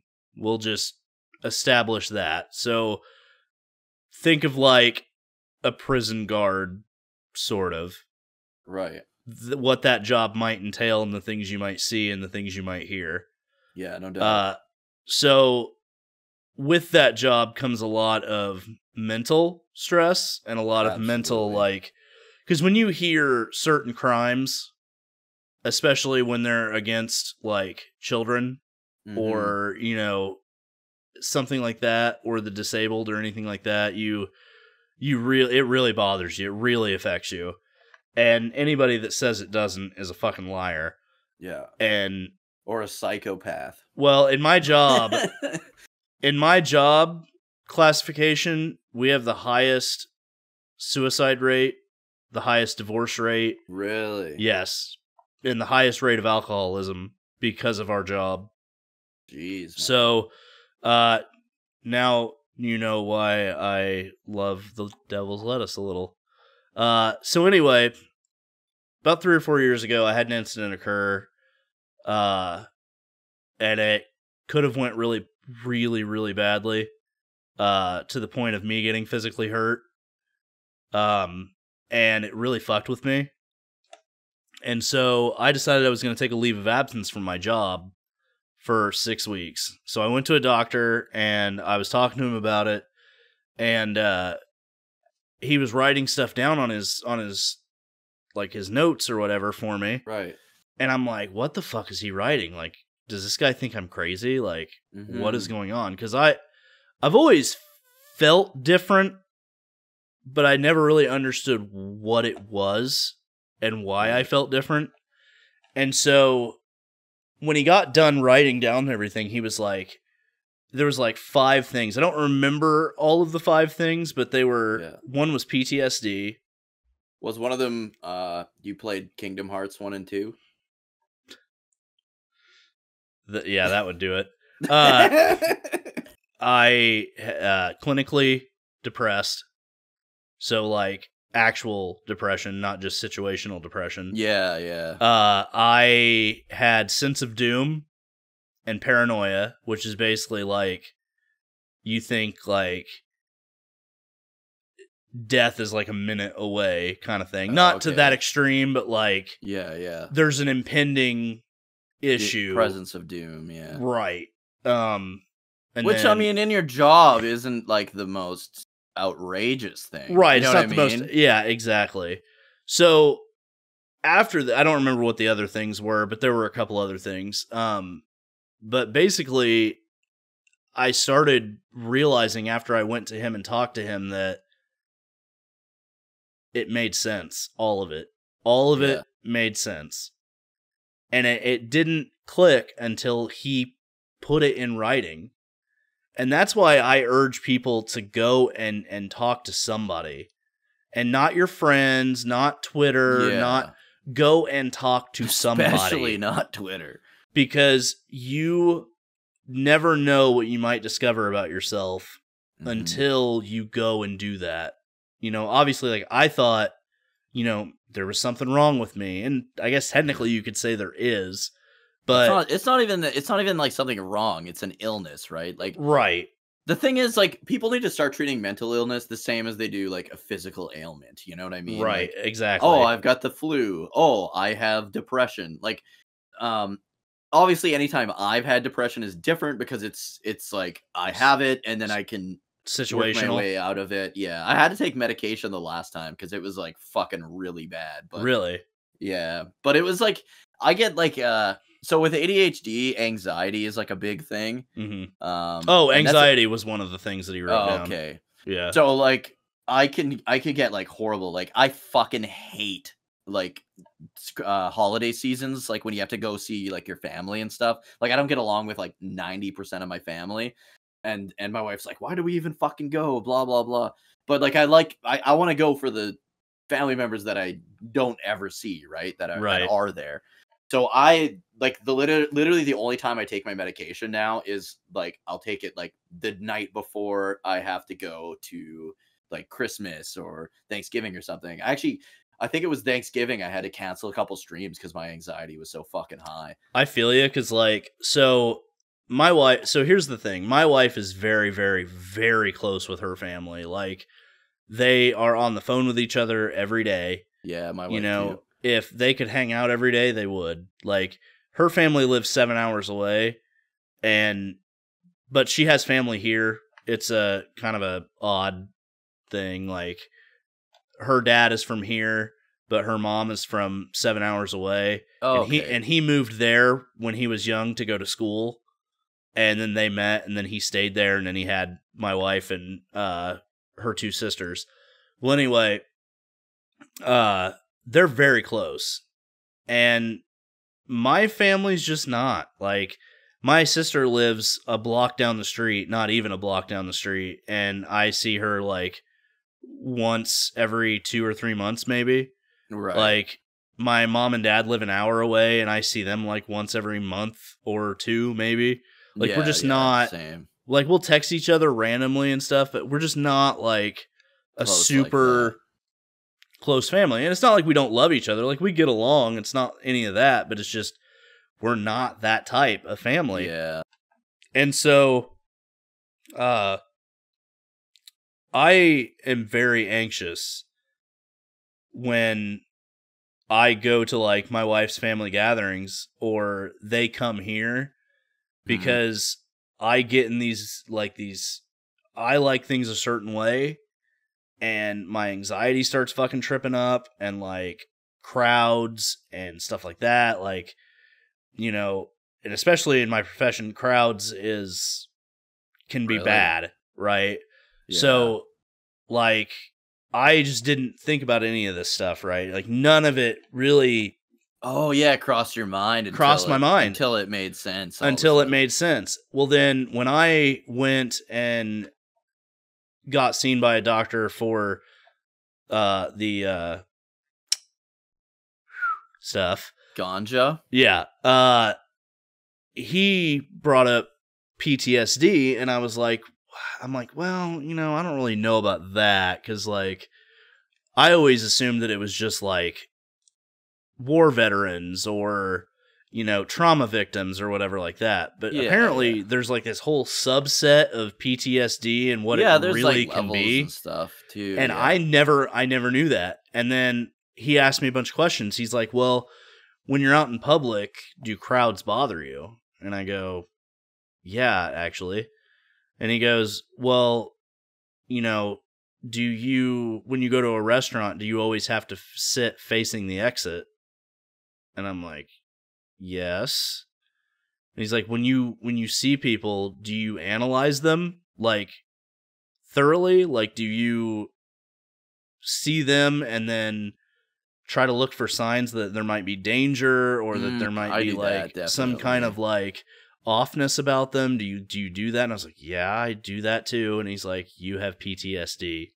He's like, you have gone through something that has caused you to act that way. Need to do that. Yeah. That you feel yourself. That you feel a physical need to do that. And I'm like, my wife knows that I'm like that because when we go to a restaurant, she looks for the exit and then she sits. Oh, really? Right. She sits where I can sit to see the exit. Oh. And like if I don't, it will bother me. And I do done that this too, actually. I've done this ever since like the very first date we ever went on. Oh, really? I sat facing the exit and I did not think about it. I didn't do that. I didn't start doing that till I moved to the city I live in now, but it's because we have like a super high crime rate. Right. And knowing your exits is a good way of survival. And yeah, absolutely. You know, when you like in my job, I always know where any exit is at any certain point in time and what key I need to get out of that door. Yeah, which isn't a bad thing. Right. So like when you're in a restaurant, it's something you have to acknowledge. It's not a bad thing necessarily. Right. It's something you have to acknowledge. And like if you're in a movie theater, know your exits. I have a phobia of movie theaters, actually. Right. You know your exits. And I never thought about this until the doctor was like, yeah, that's a sign that you have PTSD. You know, so it's amazing what you can find out about yourself just by getting an outside perspective. And not one that thinks they know what they're talking about, one that actually does. Yeah. And on the depression thing, I really wanted to talk about this because this is the main thing that I wanted to get across. I hate, now obviously I'm going to say this and it's going to sound weird, but I hate depression because, not just because of what it does to you, but because people have decided that if they have shitty behavior or they do something, their first go-to is to start screaming from the top of their lungs that they have depression and that's why it causes them to treat people like shit, or it does this or it does that. Maybe you're just an asshole and you need to own up to being an asshole. Well, and the other thing is, and again, I'm the fucking worst person to speak on this, but once you realize you have these like disorders or mental illnesses or whatever, it's on you. Like yeah, it would be nice if society helped out too, but it's really on you personally to keep yourself in check. Like you now know you have these like little issues or quirks or whatever, right? It's up to you. It's not up to you to make others feel comfortable necessarily, but it's up to you to not lash out at people or not. I don't know. You have to you know what's wrong with you and they don't necessarily, right? So you have to kind of like, I don't know what the word is I'm looking for here, but you have to like still live in harmony with people. Right. You have to take the onus to take care of yourself so that you're not being a dick and like hurting others. Yeah, there's a difference between understanding what is wrong with you and using it as a crutch. Yeah, that's a good way to describe it. You know, like you shouldn't like use alcoholism. Right. I'm an asshole, but only when I drink. Well, if you're still drinking, you're an asshole. Right. And it's like, you know, don't use it as a crutch to promote shitty behavior, right? Yeah. Like a lot of people are depressed and I get that, but I can be depressed without making someone feel like they're a piece of shit. Like, yeah. There's ways to go about it, and even if you, I feel like over the years, people that do that have caused people that actually have depression to, like, there's a certain stigma now on the opposite end of it. Yeah, like, they hide it even more. Well, not even that. It's like, okay, so it used to be you didn't talk about it, right? Yeah.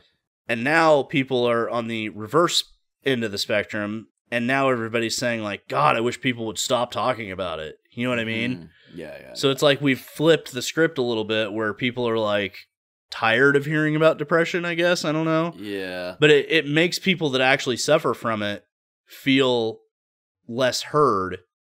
Yeah. Because there's so many people that just use it as a crutch. Right? I think the scariest part of depression is that a lot of times, probably most times, you can't even tell if someone's depressed. You know what I mean? Like, I think the biggest problem is you can't, and I think you should, moving forward, but you generally, it's because of the stigma, you're not going to be like, look, man, I'm fucking depressed right now. Just so you're aware. Like, I may seem normal, but I'm fucking going through something. Like, I'm not fucking, you know what I mean? Like, and especially dudes, like guys, are fucking terrible for not. Thankfully I have like a really good friend group, like my buddy Mike, his younger brother Bubs. Like I'm really good with, like, if I'm fucking feeling a certain way, like we're all pretty good at like, hey, I'm fucking feeling shitty. Like it's to the point where like Mike knows about like my anxiety and stuff, and so he kind of knows if I'm feeling a certain way. He'll even almost like joke about it. He'll be like, no, that's your anxiety is telling you that that's how it is. That's not how it is at all. And he's like, I just want you to know that this isn't actually how it is. Like, dude, I think because of like the anxiety part, I constantly think everyone hates me. Like it's just a thing you feel. And the reality is most people don't think about you at all. Like, you know what I mean? Like there's like I'm like, oh my God, he's not answering my text. Like, fuck, man, what did I do? I bet he doesn't want to go to prom with me. No. I bet he doesn't want to go to prom with me. But like, I feel like that, not all the time, but a lot of the time, I feel like my friends hate me. And I know deep down that none of them do, but it's just something, that's what anxiety does, man. I feel you because there'll be times where I'll message somebody and I know that they're busy. Like I know that they're at their job or like you're training, you know, or something, or, you know, whatever the situation is. It's like, I'll be like, he doesn't want to talk to me. Be like, are they not messaging me back? Like it says they're, especially, and I hate fucking modern technology because it shows if they read it. It shows if they read it. It shows if they're active. It shows, and it fucks with you so hard because you're like, did they read it and are like weirded out? Did they read it? And that's the other thing too. Like you don't want to scare them away, right? And it could be your best friend, and you still feel that way, dude. I feel you 100% on that. Yeah, and I think there are ways that I've changed the way I word things to help with my anxiety. Like I won't say to any of my friends now, "Hey, do you want to hang out this weekend?" I won't say that ever. I'll never say that anymore, because if they say I can't, I take that as they don't want to hang out with me. Right. So now I'll say, "Hey, are you able to hang out this weekend?" You know what I mean? It's just that little wording that mentally helps me not think everybody fucking hates me all the time. And it's just little things like that. Is that why you message me now and you're like, are you able to play Dragon Quest X this weekend? Yep. That's motherfucker. Yeah. I did not even think about stuff, that. I always word stuff like that because it helps me not think. Because if I was like, hey, do you want to play Dragon Quest X this weekend? And you were like, nah, I can't, blah, blah, blah. I'll be like, oh, he's ditching me for, like, he doesn't want to hang out with me. Like, why would he? Right? Like, you know what I mean? Like, that's what I immediately start fucking spiraling into. I feel you, dude. I'm the same way. Yeah. Man, we're more alike than I thought. Yeah, dude. How big's your dick? I'm just kidding. But even when you were talking about the impending doom thing, in a way I kind of have that, but it's because like I had a lot of like really important people to me like die when I was super young. So I would say like when I was like 15 and stuff, like I fully believed that I was going to be dead before ever graduating high school. And then when I graduated, I was like, holy shit. I was like, and then I was like, I'm going to be dead before I ever turn 20.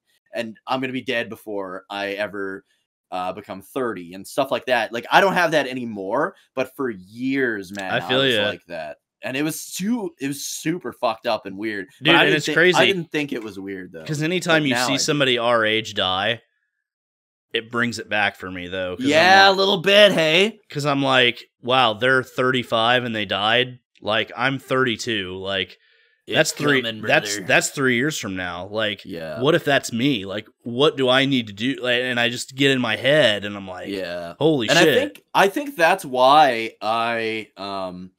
because like my dad, I think I brought it up before. My dad died of brain cancer when I was like 15 or 14. I was about to turn 15. And like, I didn't get along with my mom at all when I was like in high school and stuff. So I moved out into my friend's dad's place, and his dad was like a raging alcoholic, constantly on like painkillers and stuff, and always in and out of like jail. So like I didn't have like the greatest fucking foundation when I was like growing up. Other than some of my other friends' parents were awesome. But it was like stuff like that. And then I had them like I said, my dad passed away of cancer really young. And then because of that, anytime like an old person that like, not that I should say they should get cancer, but like you get cancer when you get older, like it's an old person's disease, like primarily. Right. And so like I would have my, when my grandparents would like get cancer or whatever. And then I heard somebody else would get cancer and stuff like that. And then I remember I finally got like a good doctor. And he was like, you know, because I was always like, oh, you got to test me for all this stuff all the time. And I would get like all stressed out and stuff. And he was like, you know, with a change of diet, like with a proper diet and like exercise and stuff, you can totally change your like genetics as far as that stuff goes. And I was like, really? And he's like, yeah, there's tons of studies now that prove that like if you take care of yourself, you eat healthy, you exercise and stuff. And that was honestly the turning point in my life. Like that's when I was like, okay, I've always wanted to trade martial arts and stuff, so let's fucking do it. Why not? That's when I was like, you know what? And honestly, a lot of the whole impending doom stuff got me to travel the world. Like I would have been like everybody else here that lives around here where they're like, I went on vacation. Yeah, where'd you go? I went to Hawaii and sat on a beach for a month. Like, dude, I can fucking drive 20 minutes and sit on a beach. Why the fuck am I going to pay $3,000 to go to a foreign country and sit on a beach? You know what I mean? Like, I like to explore the culture. I like to go to a bunch of different communities when I travel and stuff like that. I never would have been driven to travel and explore the world had I not thought I was going to die in like fucking 5 years. You know what I mean? Yeah. It definitely puts a lot of things into perspective too. Like, yeah, you know, I see. So recently I had a person that I went to high school with passed away, and she was 35 and she had kids. And I sat there and I thought, not only is it sad that this person passed away at 35, like I'm 3 years away from that, but she left behind kids that will never see her again. And I sat there and I thought about like my son, and I'm like, if I'm 35 and I pass away, my son's going to be 4 or 5, and he's never going to have me around to do stuff with. And I keep thinking, like, I need to do things that make sure I'm here. Like, I need to get in shape. I need to eat right. I need to, be there for him. And it's a motivator, but it's also kind of a trigger too. Yeah. Like, anytime somebody that young passes away, you just sit there and think, like, is that gonna be me? And who and what am I gonna leave behind as my legacy, and B, who is going to suffer because I'm gone? Yeah. That really fucks with you a lot. And so, like, I get it. I get what you're saying. But it's kind of fucked, but like having my dad pass away when I was so young, and having my grandparents pass away when I was so young, and all that stuff really pushed me to live my life the way like that I secretly always kind of wanted to, but never was like going to, right? Like I probably never would have. If my dad was still alive today, I can guarantee you I would just be like probably anyone else that lives around here. Like I would just do my job, come home, play video games, do crime, do a crimes. But like, it just, I don't know, it drove me to look, and even my wife, like when it comes to like martial arts and stuff, like I want to do a kickboxing fight before, like an amateur or professional kickboxing fight before I turn 40. And my wife's like, blah, blah, blah. Like, I don't want you to get hurt. And it's like, dude, I could die. I could get hit by a fucking car tomorrow. You know what I mean? If I die because I am doing something I love, like, fuck, that's the way to go, man. That's how I see it anyways. You know what I mean? I totally agree, dude. So, I don't know. So we started and we got on a tangent, and then now we're finally off our tangent. But yeah, depression. So you said that you didn't know what it was like to have it constantly, and I don't mean like every day I'm depressed or anything. I don't want anybody to think that, like, it's not that, but like, so I would say situational. There's two kinds of depression to me. There's situational depression, which is like something caused it, something triggered it, like your dog died or your parent died, or you had a traumatic experience, or something happened and you question your value.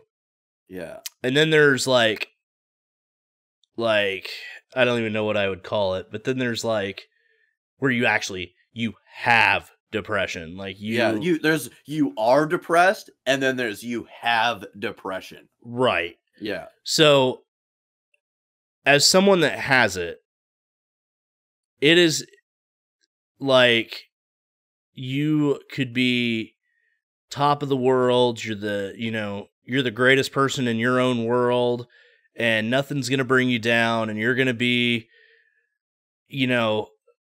that you're the guy, right? And then the next day you are the biggest. You wake up and you're like, I don't want to get out of bed. I'm the biggest piece of shit in the world. Why do people interact with me? Why do people love me? Why do people like me? Why do I have friends who, like, it's like you are the worst person now in your world, and there's nothing you can do. You feel like there's no hope in fixing it. Like, and it's like, it can last days. It can last months. It can be like, it's not triggered by anything.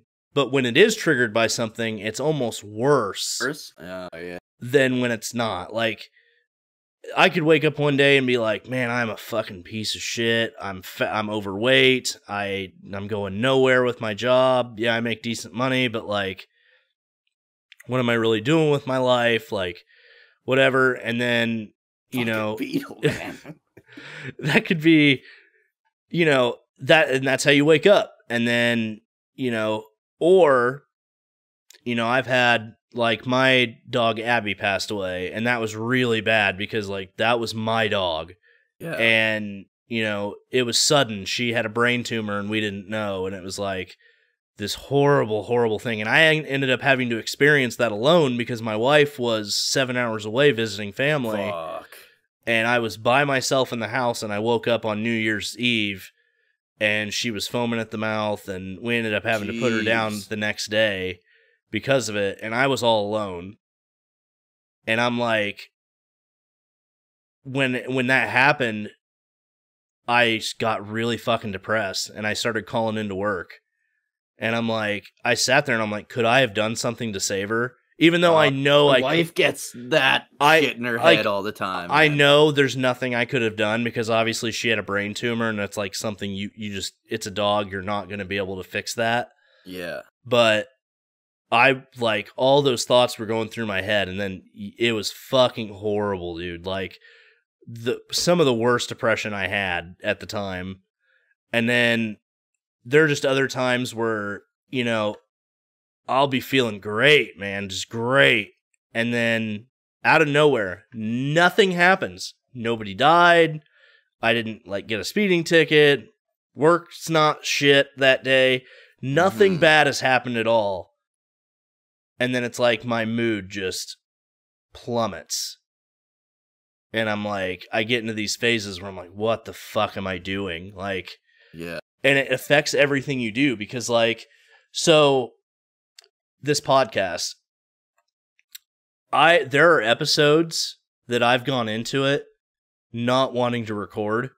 Oh. Even though we've scheduled those days to record. Well, I mean, look who you're working with. Right. Starters. Right.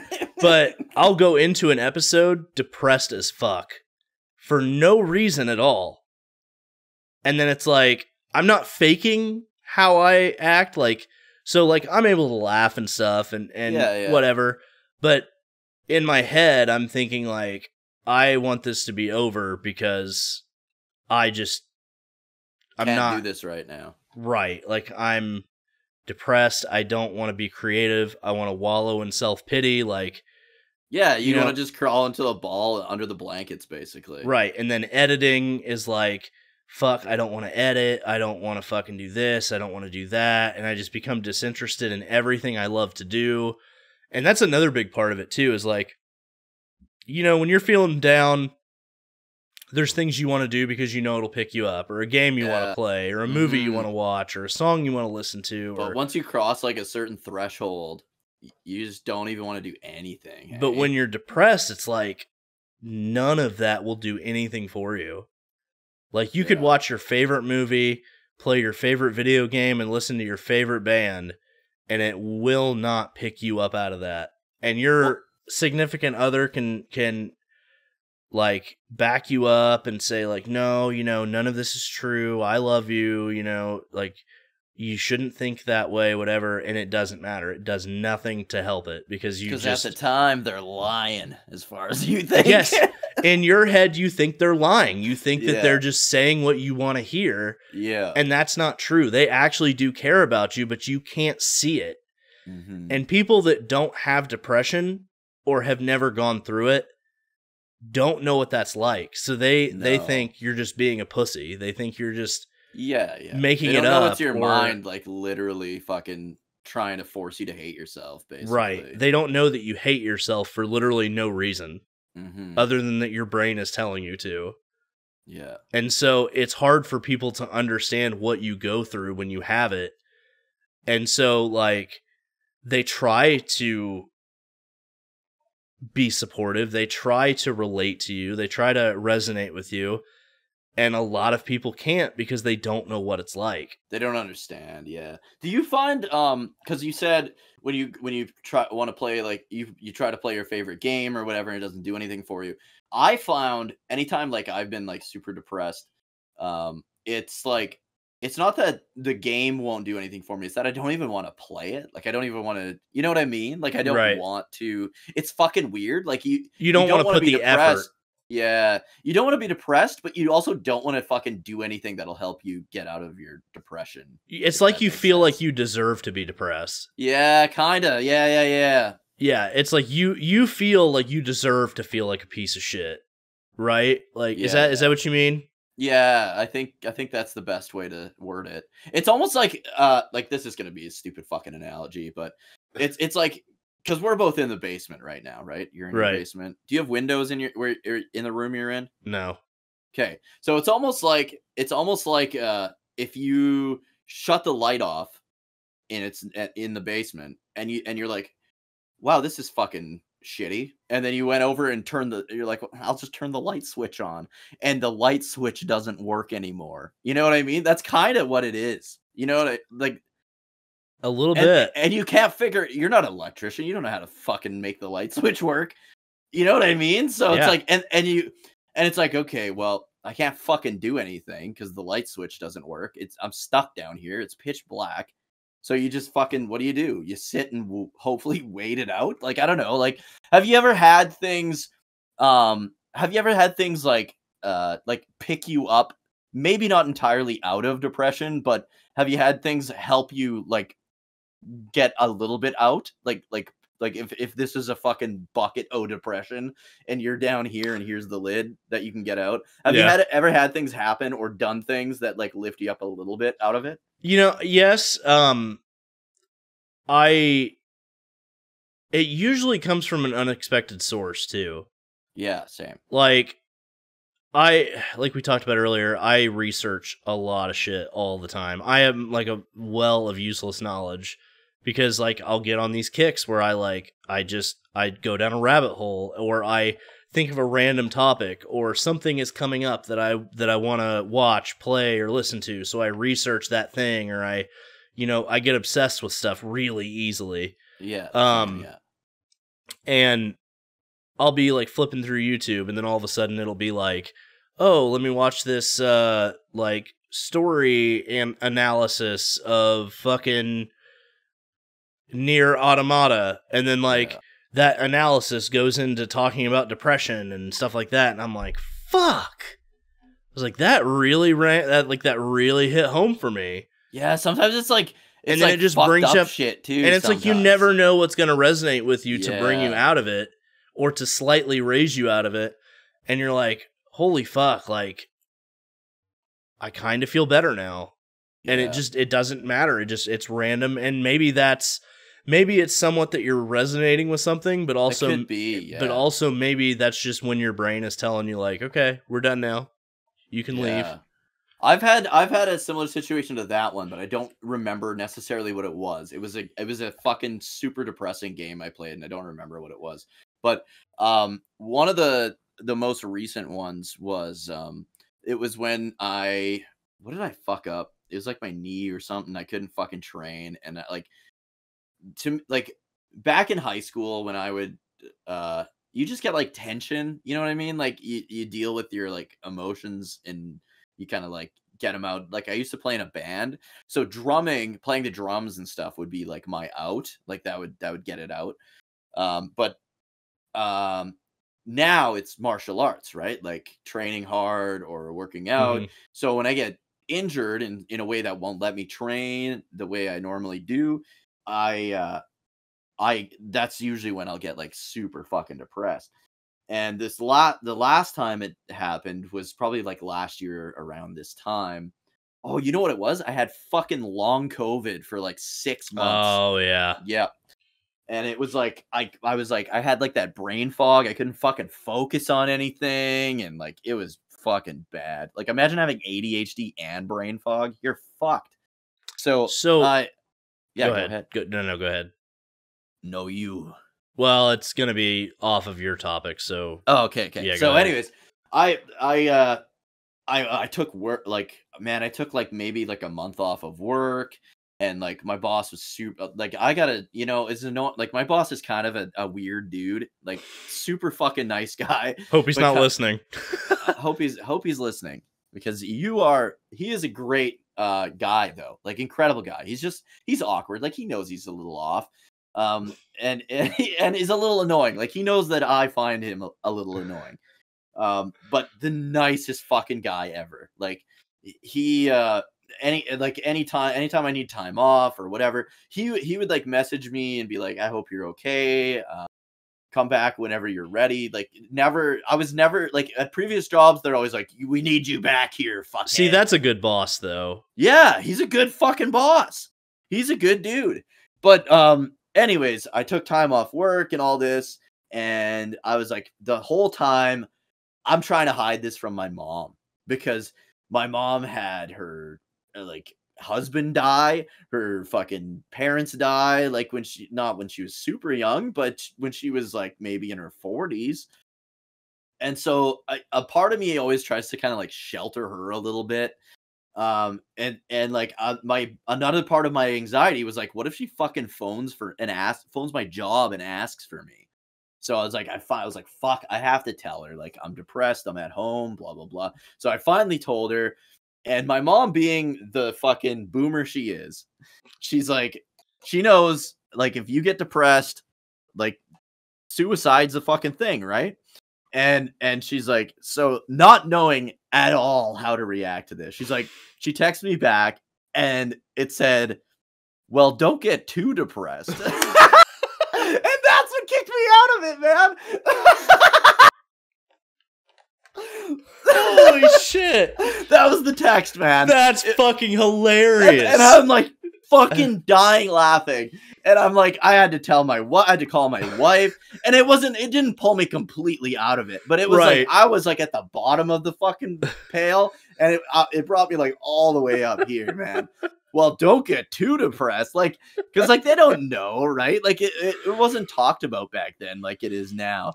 And it was, dude, that was the fucking most hilarious thing ever. Well, and thinking of that, I wonder, like, how many people of the generation before us suffered and never said anything or never knew to say anything. Oh, absolutely. You know, because, like, so I have a kind of a funny story, but also kind of a sad story at the same time, because the way my mom found out that so let me just give some background. My mom, I went to church for like my entire life until I was like 20, 18. Well, I'd say 18. Right. And so my mom is a little religious. She's not like a Bible thumper, but right. Thankfully, none of my family is. Definitely has religious roots, right? And so alcohol, marijuana, stuff like that, there's just things she didn't agree with or didn't do or whatever. Yeah. That was just her stance, you know? And so I didn't tell her for a long time, like, that I smoked marijuana. And the way she found out was that I had my gallbladder removed not this past January, but the January before that, 2022. And I was still super fucked up on the anesthetic. And my wife went to go pick up my medicine at the pharmacy, and my mom came over to the house to keep an eye on me, right? Just in case, you know, maybe I need to go back to the hospital or whatever. Oh, yeah. So I'm still fucked up on the anesthetic. And you know how they always say, like, you say weird shit, or, you know, you might say whatever's on your mind or whatever. Yeah. Well, I didn't think that was true, because, like, I didn't feel like I was talking too much or I was saying weird things or whatever. All of a sudden, I just blurt out, "Hey, Mom, did you know I smoke weed?" And that's how she found out. And she's like, recreationally or, like, medically? And I was like, well, it's medical. And she goes, oh, okay. And I'm thinking, like... just cool with it? Yeah, I'm thinking, like, oh, fuck, what did I just do? You know? Yeah. And she's like, well, okay. And I'm like, the fuck? And she's like, but why? And I'm like, well, you know, I have some PTSD going on from my job and a little depression and stuff like that. And she's like, oh, okay, well, you know, as long as it's helping. Oh, that's good. I'm like, what the fuck? I'm like, I'm glad. Yeah. But then the sad part of it is that she started saying stuff like, well, you know, I never really talked about it, but, you know, she's like, I've always thought maybe that I suffered from depression a little bit. Oh. And I'm like, oh fuck. I was like, I just opened up a can of worms. But I'm glad that like she felt okay. Maybe it's because I was fucked up, but she felt okay talking to me about it. Yeah, yeah. Because that may be the first time she's ever talked to anyone about it.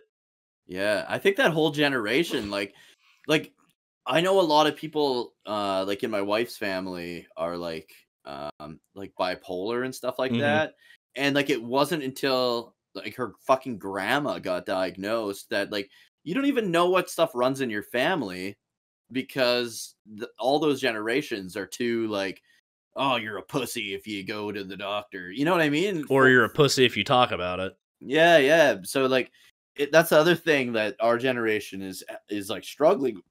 Oh, excuse me, struggling with is like this could be stuff that like our whole family has fucking suffered from. You know what I mean? Yeah.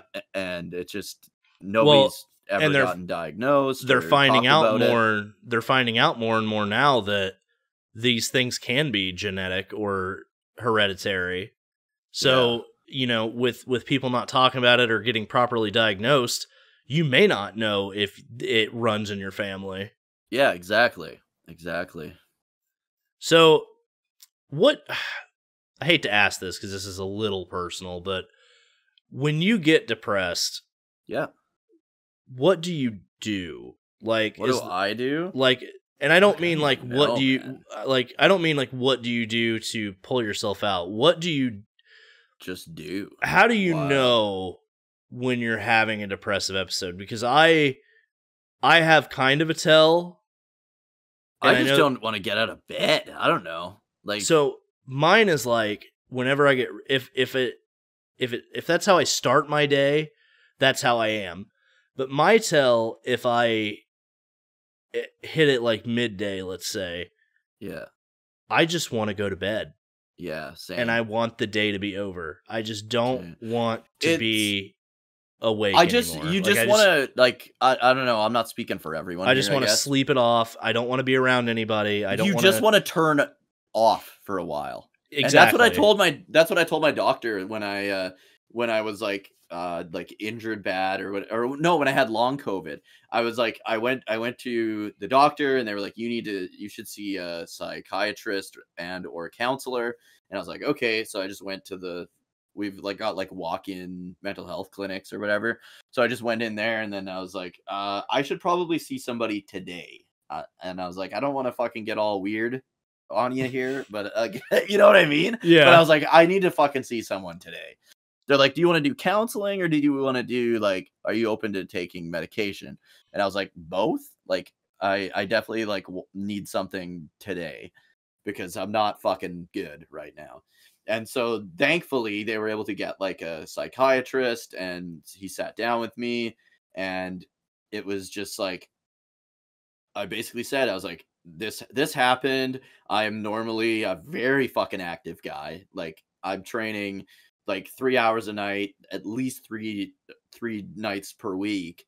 And like usually doing like all this kind of stuff. And now that I can't, it's just fucking literally killing me. Like I can't function and all this. And then I said, I literally just feel like I need to be turned off for like, I just need to turn myself off. And he's like, are you suicidal? I was like, I don't know. Like maybe, but like not permanently. Like, like, does that make sense? But because that's how it feels. Like when I'm like super, super depressed, it's you just want to like, you acknowledge that you fucking life can be good, but you don't see it happening anytime soon. So Right. you just want to like turn yourself off. And on if anybody listening or watching this is depressed or has been depressed or is going to be depressed, that's something you have to maybe just like beat into your mind is like it sucks right fucking now and it who knows how long it's going to suck for, but it will not suck forever. So it's a matter of like being able to take that time to literally turn yourself off for until you can recover from this because just like my knee that was injured or just like the long COVID I was experiencing, it didn't last forever. You know, your knee is going to heal. It needs time. You need time. You need to take time and put yourself in a situation where you can just fucking lay down, relax as best as you can, and just wait for your mind to fucking heal. You know what I mean? And that's what you need. And the doctor prescribed me. I was on antidepressants for I think 4 weeks, and I was taking anxiety pills like every night at the time. But like I said, now I only take them like before holidays where I have to see my family and stuff. So you need to be medicated to see your family. Absolutely. My wife will straight up be like, are you high yet? We need to get going. Like oh my god. Dude, I swear to God, if we lived like near each other, our whole dynamic, we would get along so great. Because but since we don't, we actually secretly hate each other. My wife is the same way. She's like, "Did you go to the dispensary this week before my family gets here?" And I'm like, "God, I love you." Like, yeah. It's like she knows. Like and it's so cool that we found people that like no doubt that are willing to be accommodating but also like understanding at the same time. Because like I'm not on any medication. Like the doctor asked me if I wanted to be, and I'm super like anti-pill anyway. And I'm not saying like that's for everybody. Like obviously if you're in pain, like, you know, and you fucked up your leg, like if you're in pain, obviously you need a pill or something to take care of that. So I'm like not super like I'm not going to judge you for taking a painkiller. I don't want to rely on drugs. Right. That's where my thing is that I had my gallbladder surgery, right? Yeah. I took 0 pain meds. Really? Really. How the fuck? I had part of my jaw removed 3 months later after my gallbladder surgery. 0 pain medication. Do you have like super fucking high pain tolerance? I don't know. I just deal with it because I don't like taking pills. I don't like taking opiates. I used to be addicted to painkillers, so that tells you how much I enjoy. So it's like I don't want, and I don't have an addictive personality. Like neither do I. The only thing I get addicted to is temporary, and it's usually like, okay, for example, Spiderman 2. We'll just say that as an example. Yeah. Like I was addicted to that game. That's hyper focus, bro. But it's temporary. It's not like a long-term addiction, right? Mm-hmm. But I'm afraid that will be the start. Yeah. So I don't take pain meds. I don't anything. Even if I have a major surgery or anything like that, I just don't do it because I don't want that to be a thing. And I also know that people that take antidepressants, sometimes if they get off of them for any period of time, they can get worse than they were. And I don't want to take like... And I didn't need them anymore, right? Right. Like, I don't want to take an antidepressant and then my body becomes reliant on it. Mm-hmm. And then all of a sudden, like, I'm not suicidal. I've never been suicidal. Thank goodness. Then there's like, you take this medicine and then all of a sudden you're off of it and now you're suicidal. Like, yeah. And maybe that's not a thing. Maybe that doesn't exist. Maybe I'm just But you don't want to risk it. But I don't want to risk it. Yeah. Like I said, so it's one of those things where like, you do what you got to do to get through it. And, you know, if you need somebody's help, you ask for it. Even if you don't want to, even if it's the last thing you want to do, reach out to somebody because, you know, somebody cares, whether you think so or not. You think so or not. Your friends care. Think of it the way this is fucked up. There might even be people that care that you don't even know care. Exactly. Like even on your best days, you don't know they care as much as they do. This is kind of fucked up what I'm going to say here, but so I don't know if I want to say I've attempted suicide or not, but I took a lot of fucking painkillers. I used to be like addicted to painkillers back in like high school. It was of course shortly after my dad passed away. And the closest I got to like almost, dare I say, sealing the deal is I was staying at I always got to put a little, I don't know why, if I can't laugh at it, I can't talk about it. Yeah, by the way, before you finish the statement, I think we do need to preface this whole like us laughing thing. Yeah. That this is not us laughing at the subject matter. Yeah. This is how we making deal ourselves comfortable with the topic somehow. Right, because this is a very uncomfortable and touchy topic for most people. And we want people to know that we're open and honest about it. And like we laugh all the time. Like especially on this podcast, you guys, if you've ever listened to us, you know that there's times where we have to take like a few seconds of a break because we're laughing while recording. And like there are times where I've had to edit out certain segments of us laughing. We just died laughing. Because we just fucking died laughing and we just get off track and whatever. But like I want you all to know that we're not laughing at the subject matter. Mental health issue. We're just stuff like that. Like, you know, we'll make a face or we'll say it a certain way and it just makes us laugh and make ourselves comfortable with the topic. Well, and you don't want to be talking about depression and have it make you depressed. So we have to fucking laugh about it, right? So I just wanted to like preface that. Say that before before anybody starts listening and is like, oh fuck, these guys are assholes. They're laughing about depression. Yeah, laughing about mental health. Yeah. But yeah, the closest I ever came to sealing the old deal was I was I was staying at my grandma's, which and this is why I will never no matter how depressed I ever get, you'll never stay at your grandma's again. I will never attempt to seal the deal. Let's say it's because I was at my grandma's house. I had taken a bunch of painkillers and I drank a shitload of liquor. Like I did not have any intentions of waking up the next morning. And I remember waking up the next morning and feeling like dog shit. Like because like super hungover and then like all the painkillers, like I have stomach problems because of all the painkillers I used to take and stuff. But anyways, I remember like a couple days after that when my fucking brain cleared because A, I was depressed at the time, B, I was like hopped up on all that stuff. And I just remember being like, what kind of a fucking piece of shit would be okay with their grandma coming downstairs and finding their grandkid fucking dead.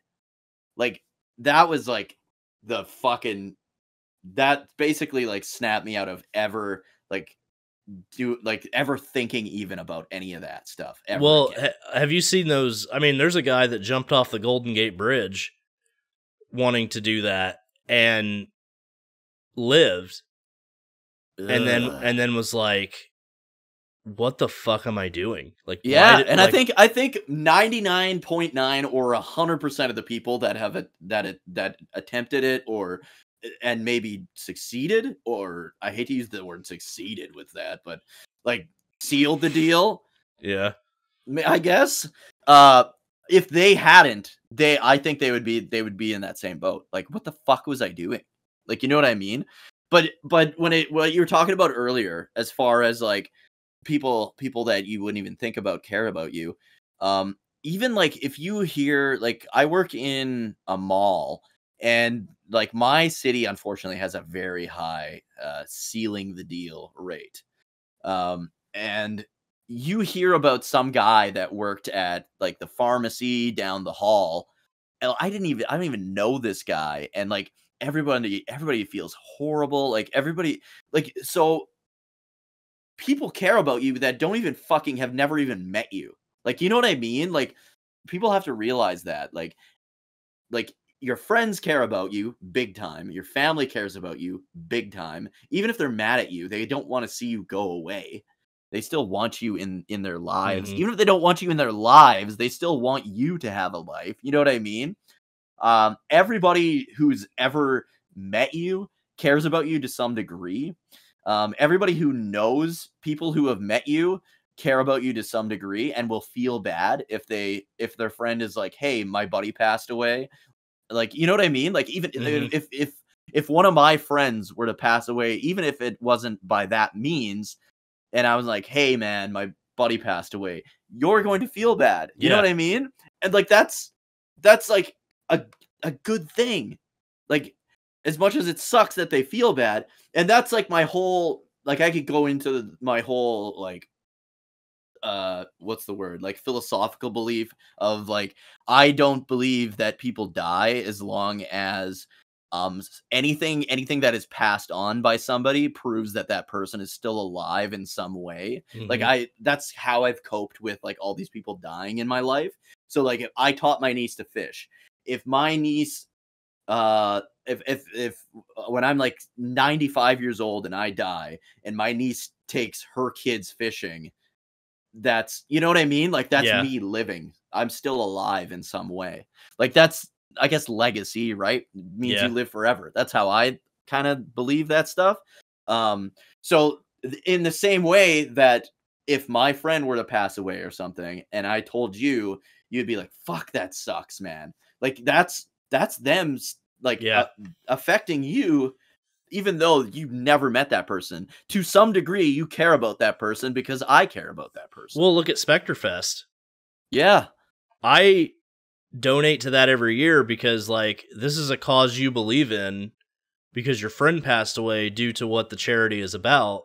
Exactly. And so, like, that's my way of showing you and Mike and, you know, even your friend that I never met, yeah, that people care and that people are willing to help exactly. and people are willing to do something that, you know, for some people that they don't even know. Like, yeah. And I think that's why we're as successful as we are. I can't believe we didn't talk about Spectrefest this podcast, but we raised over at the end of everything said and done, we raised over $3,500. Like there's me and my buddy Mike, like we have like maybe 1,000 followers between the two of us on Twitch. I have like 1,000 on YouTube.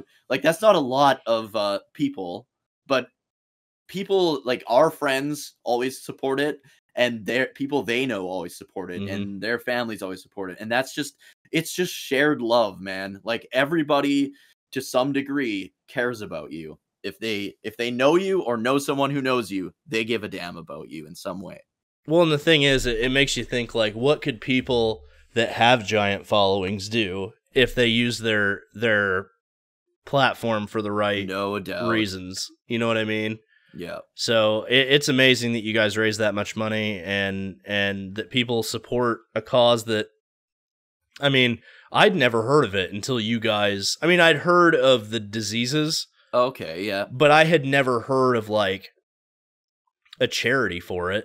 Right, and then when I met you guys and you guys do this, you know, have been doing this the last couple of years, I got involved and I wanted to be a part of it. And I even played games with you last year. Right, we did during it. We did Shredder's Revenge. And it's like, people need to realize, like, there are people out there that care about you that you don't even realize care about you. You know, like when I left doing remake content, I made this long post and I explained to everybody about what was going on with me, that, you know, the depression thing, I had let, you know, everything.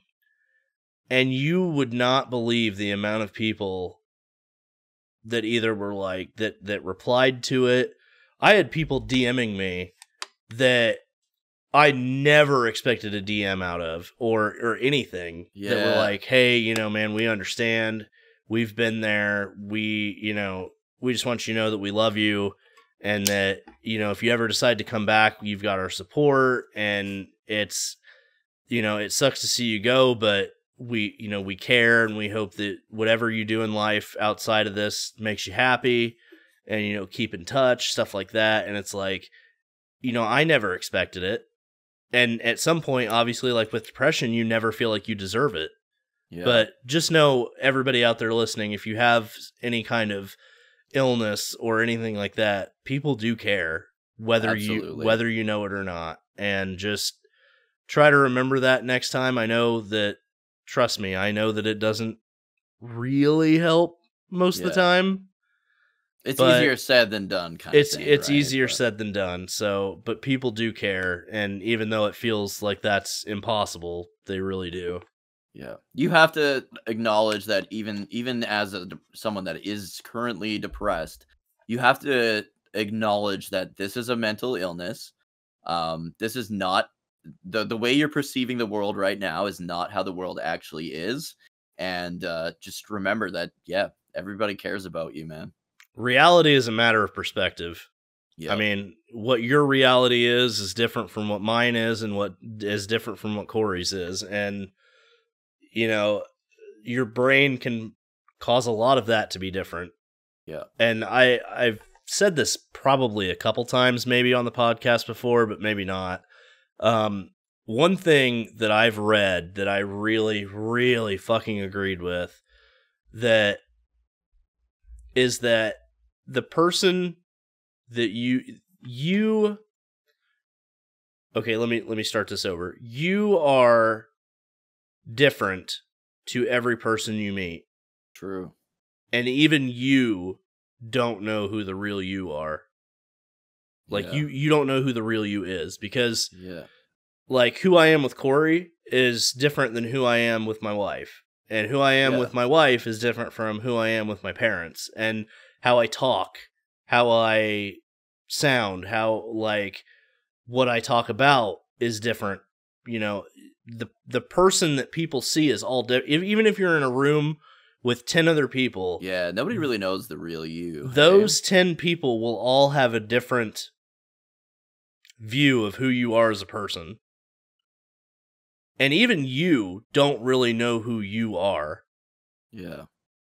And that's such a weird thing to think about. And I don't know why, but that hit me really hard when I read that.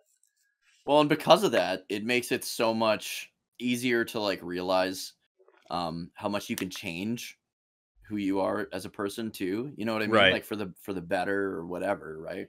Well, it's like, so for example, somebody could be listening to this podcast and think that me and you are assholes. Mm-hmm. And then someone They could don't listen. actually know us. Right. And then another person could listen to this podcast and be like, oh, I really like these guys. These guys are nice guys. You know, they have the right kind of message, or they do this or they do that. But those are two people that listen to the same podcast and got different perspectives. Yep. So it's like, you know, it's all, everything is just perspective. Yeah. 100%. And if you can change your perspective on things, mental illness is less of a challenge if you can alter the way you look at things, or if you can, and I know sometimes, like, obviously your brain doesn't let you, but if you can get into those mindsets where you're changing your perspective, you're looking at things differently, you're trying to see things from other sides, it can help. Yeah. And that's kind of my point of that whole little thing, was it's all about perspective and how it can help. Yeah. And my biggest thing, like I said, is just being able to acknowledge I am depressed right now. This is a mental state I'm in, and this is I'm perceiving the world the way that it really isn't. And that's the only way I can like overcome my anxiety too, right? Like, okay, and Mike will say, like, my buddy Mike, he'll be like, nobody's mad at you, Dookie. Just it's your stupid fucking anxiety. Like, and it's like, oh, you're right. Thanks, I needed that. Like, you know what I mean? It's like you ever seen in the old movies where like somebody's acting hysterical and they slap them? Yeah. It's kind of like the verbal version of that. It's like, yeah. I always love like the stupid, like, well, have you just tried not being depressed? Yeah. Yeah, you know what, guy? You know, I didn't think of that. You're right. Never thought of that. I never thought of that solution. That might be it. Yeah. Maybe I'm just being a little bitch. No. Yep. But deep down, we're all just little bitches. Yeah. But anyway, I think that's all I got for this. Yeah, same. I hope listening. Yeah, thanks for listening. I hope that whatever we said can be taken with the good message that we intended. That you look past some of maybe your own biases on mental health. That you think about the things that we've said tonight when you talk with your friends. Yeah. Maybe you'll see your friends differently. Maybe you'll reach out to a friend that you think might be suffering. Maybe you're gonna reach out because you're suffering. Yeah. You know, we started this podcast with the idea, and much like everything we do, it kind of went off on a tangent for a few episodes, but I think we started this podcast with the right intention to try to help people. Yeah. Because we understand more so than you might think what you're going through. Yeah, and I think there's a ton of people who do. Right. And I think it's just finding that relatability so you don't feel alone, you know? Right. And if in some way we help any of you, and by no means are we experts, and we'll tell you that straight up right away. We're not experts on the top. Yeah, we're both idiots. So we're just telling you our experiences, what worked for us, right. what and all that, you know what I mean? Right. We're just giving our experiences, and maybe the experiences you have are similar or completely different. I don't know, but hopefully this helped. Hopefully this maybe broke your stigma of your own mental health issues, and maybe this is your, you know, this is your way of going and talking to somebody or taking that extra step to get yourself right. So if this helped you in any way, awesome. If you think we're assholes, awesome. Yeah. So that's all I've got. I really appreciate you guys listening. Thank you so much for all the support. Don't forget to check us out on iTunes, Spotify, SoundCloud, and YouTube. We really, really appreciate all the likes, rates, shares, everything. It's meant a lot. So do you have anything extra to add? I just want to say, don't get too depressed. As my mom would say. Yeah, as my mom would say. Don't get too depressed. I just thought of that meme where it's like, I'm somewhat of a depressed myself. But have a good one, guys. Yeah. Thank you so much for watching or listening. Appreciate it. Yep. So, I guess that's it. We'll catch you later, guys. Thanks for watching. Later. See ya.